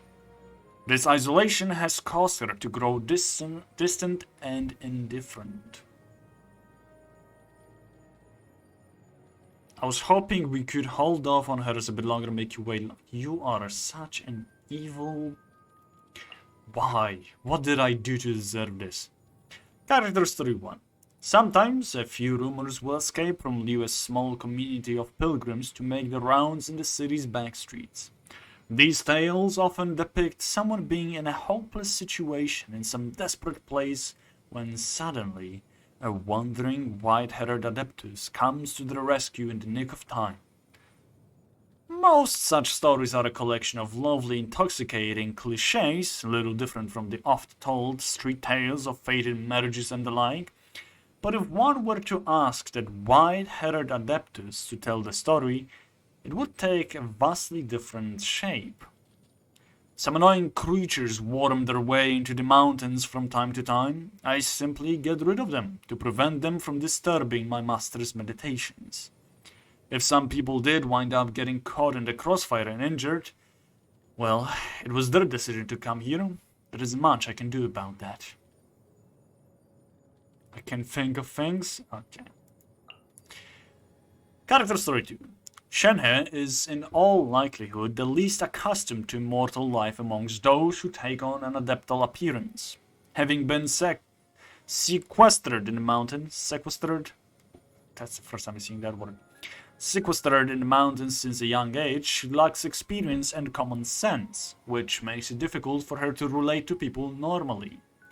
To ordinary people, there are many solutions to any given problem, but to Shenhe, any solution that is not the simplest and most direct one may as well not exist. For example, she almost never considers negotiation as a solution to being at cross purposes with others, mostly resorting to threats instead. After all, it is simple and efficacious. A good solution, no? She has also spent much time ruminating on problems that are truly esoteric. For example, why do we need to pay for food? Is there any difference between intimidating civilians and intimidating bandits? She even truly believes that her master, Cloud Retainer, is a most brilliant and eloquent conversationalist. In a certain sense, she can be considered very pure. Much like a child, she relies on her chaotic yet straightforward intuition and logic to get her through life. Mountain Shaper once had this to say about her. Little Shenhe is not only stronger than most, she also possesses a unique character. She knows not the world, understands not common sense, distinguishes few cuisines, and acknowledges no hierarchies. It may not be such an easy thing for Cloud Retainer to tutor her.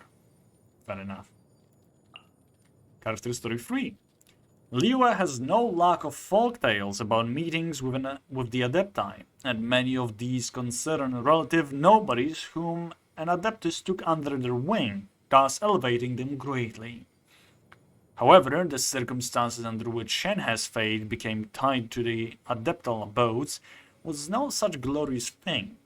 If anything, it was an experience characterized by anguish. When she was 5, her mother passed away, and her father, having loved his wife dearly, found that agony hard to bear. Over time, this agony turned into resentment, and this resentment birthed obsession, by which he was driven wandering throughout the land like a man gone mad. He left for close to a year, never stopping, never able to sleep soundly, ever searching for some technique that might bring his wife back. At last, when the year was almost out, he returned in joyous frenzy. Her father had brought with him a secret art known as fate transference. By making a ritual sacrifice to the deity summoned by this art, a living person's body could be exchanged for a dead one's life. At that time, Shenhe was yet utterly unaware of the disaster that would befall. She was only an ordinary child, overjoyed at her long-absent father's return. He claimed that he had a surprise awaiting her in a cave in the mountains behind, and that he would take her there immediately. She was ecstatic, but the scene that followed would be burned into her mind forever. Her father summoned that hideous, horrifying black Seelie into that cave, its blood-red eyes craving her delectable life force. Stupefied, Shenhe knew not from whence it had come, nor what it wanted from this place. Crises often paralyze people. One thought only, however, crept into the young Shenhe's mind. This creature wanted to eat her, but she did not want to die. She wanted to live. Gripping her mother's keepsake and exorcism dagger, she faced the dark Seelie, trembling yet resolute. Several days later, an Adeptus following the trail of great evil would investigate the cave, only to find the little girl collapsed inside, spent, famished, parched, her life hanging by a thread. Taking pity on the lass's ruinous fate, and seeing that she possessed great talent, having repelled some terrifying force on her own, the Adeptus would bring her back, heal her, and instruct her in the adeptal path. If not for that, Shenhe would not be as she is today. Wow. I mean, we knew that from Liu's backstory, Shenhe's story. But goddamn, still is sad and terrifying. Story 4. Even the most diffident heart, cooled from living and training in the mountains for over a decade, might sometimes experience strange surges. So it was with Shenhe. On impulse, she came down from the mountains one night to return to what was once her home. She did not know how she felt about her home or her family. She was merely driven by some nebulous desire to live in the house that was once hers, and to see what became of her father, lost in his obsession. She learned from neighbors that he had passed away several years prior only when she got there.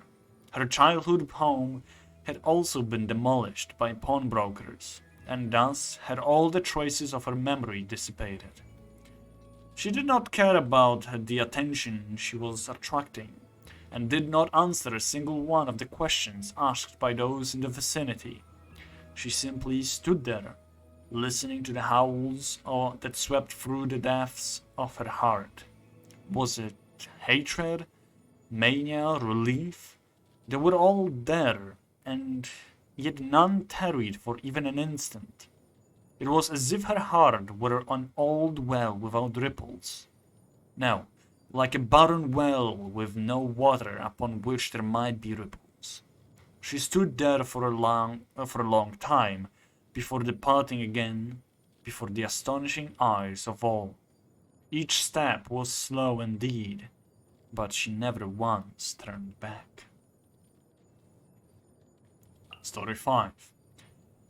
Liyue has its own fortune-telling, destiny-reading methods, similar to astrology.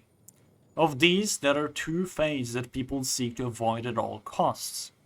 One is that of the solitary star, which dictates that one will be separated from friends and family, living alone all one's days. The other is disastrous evil, which means that one will face many hardships and perils. When the Adepti rescued Shenhe, Mooncarver did once read her fortune. The signs show that she was marked by both the solitary star and disastrous evil, and that she was also plagued by intense homicidal urges. She was thus a person of supremely ominous destiny, doomed to harm both herself and others.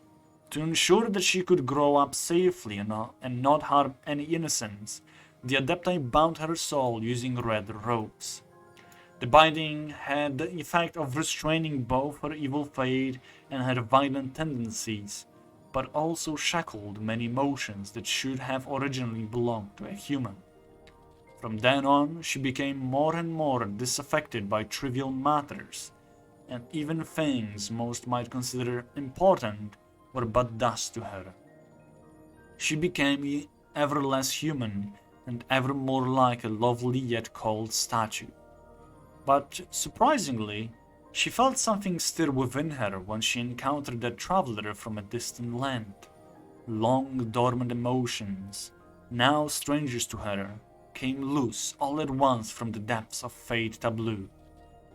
Perhaps it really was as Mooncarver once said, that heaven might dictate fates, but destiny's tale is written by mortals. The tale of Shenhe and the mortal world had not yet ended. They really should create more story to Shenhe. They really should. Ah, God. White Jade Common. Once upon a time, Shenhe had a full head of black hair. Honestly, I cannot imagine her with black hair. Or maybe I can. I don't know. She looks so pretty with white hair, though. I wonder how she would look in black hair. But there's gotta be pictures somewhere, right? Okay. When she was first brought to Mount Hulao, she would not say a word. The only thing she proved willing to do was to climb the mountain and watch the sea of clouds. It was, well, However, that she would sleep when tired, drink the dew of the mountains when thirsty, and would chew on a few stalks of Chingsin when hungry. Cloud Retain took this all in, but did not disturb the girl, instead making this comb of white jade from a sacred stone and giving it to her. The Adeptus said that if she ever wished to sever her ties with the mortal world and enter the Adeptal tutelage, she should brush her hair thrice with this comb, and it would be counted as a rite of apprenticeship. Shenhe did exactly as the Adeptus said without any hesitation, and something strange happened then. For as the jade comb brushed through Shenhe's hair once, a layer of her black locks turned a frosty silver from root to tip. On the second brush, but half her hair remained dark. When the process was complete, only a flowing curtain of snow remained. Today, Shenhe still keeps this comb on her person as a symbol of her connection to the Adepti. Through her years of training, she has long since come to understand the meaning behind those 3 broad strokes. The first, to uproot useless anxiety. The second, to forsake joy and sorrow. And the third, to walk this path into old age without regret. That's... No. No.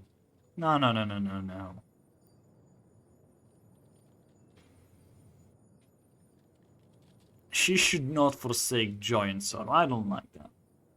I wish we can change her so she can smile slightly upon us, eventually.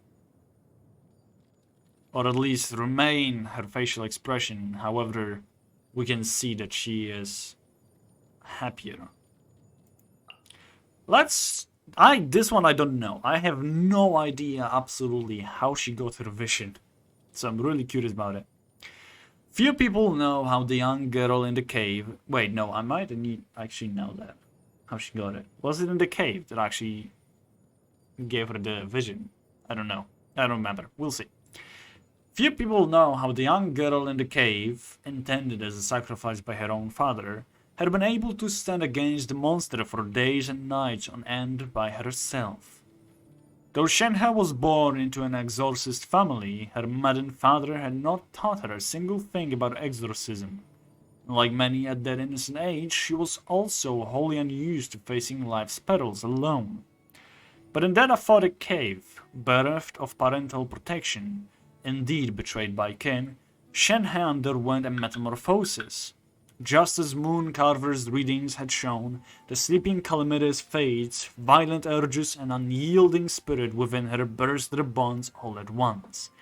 Those things served as an unseen shield and invisible blade arming the girl's frail form. They gave her strength, gave her claws and fangs, allowing her to attack that wretched creature before her, to swear to tear her to shreds, to prove that she, and not it, was the cruelest evil that stalked the darkness. Their life and death battle across the next few days was one without end. Hunter and hunted switched places many times, the conflict locked in stalemate. As the shadow of death loomed large, the gods looked upon the extraordinary girl with favor. With the bright crystalline object falling into Shenhe's hands, the balance tipped irrevocably in her favor, and the victor was decided. So it was in the cave. The vivid icy light pierced through the dark like sky glow, showing the path to the future. In the past it had guided Shenhe from her miserable fate. In the future it would also lead her back to the mortal realm. So it was in the cave. So I actually did know how it happened. Ah, Shenhe. How beautiful you are. Oh well. Well, that would be it for today. That would generally be it.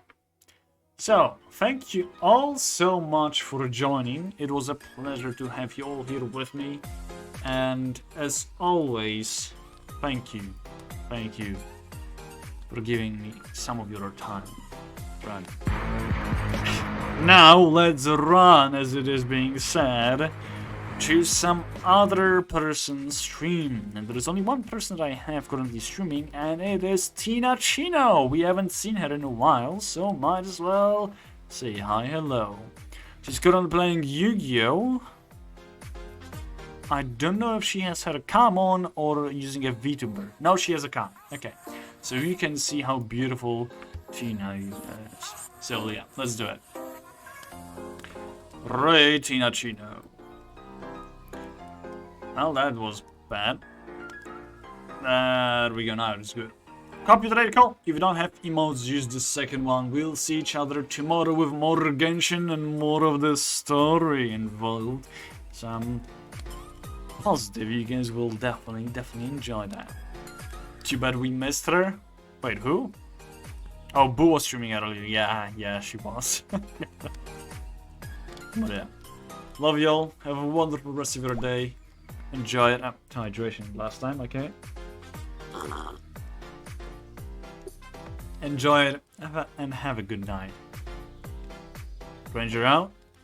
Bye-byes and see ya.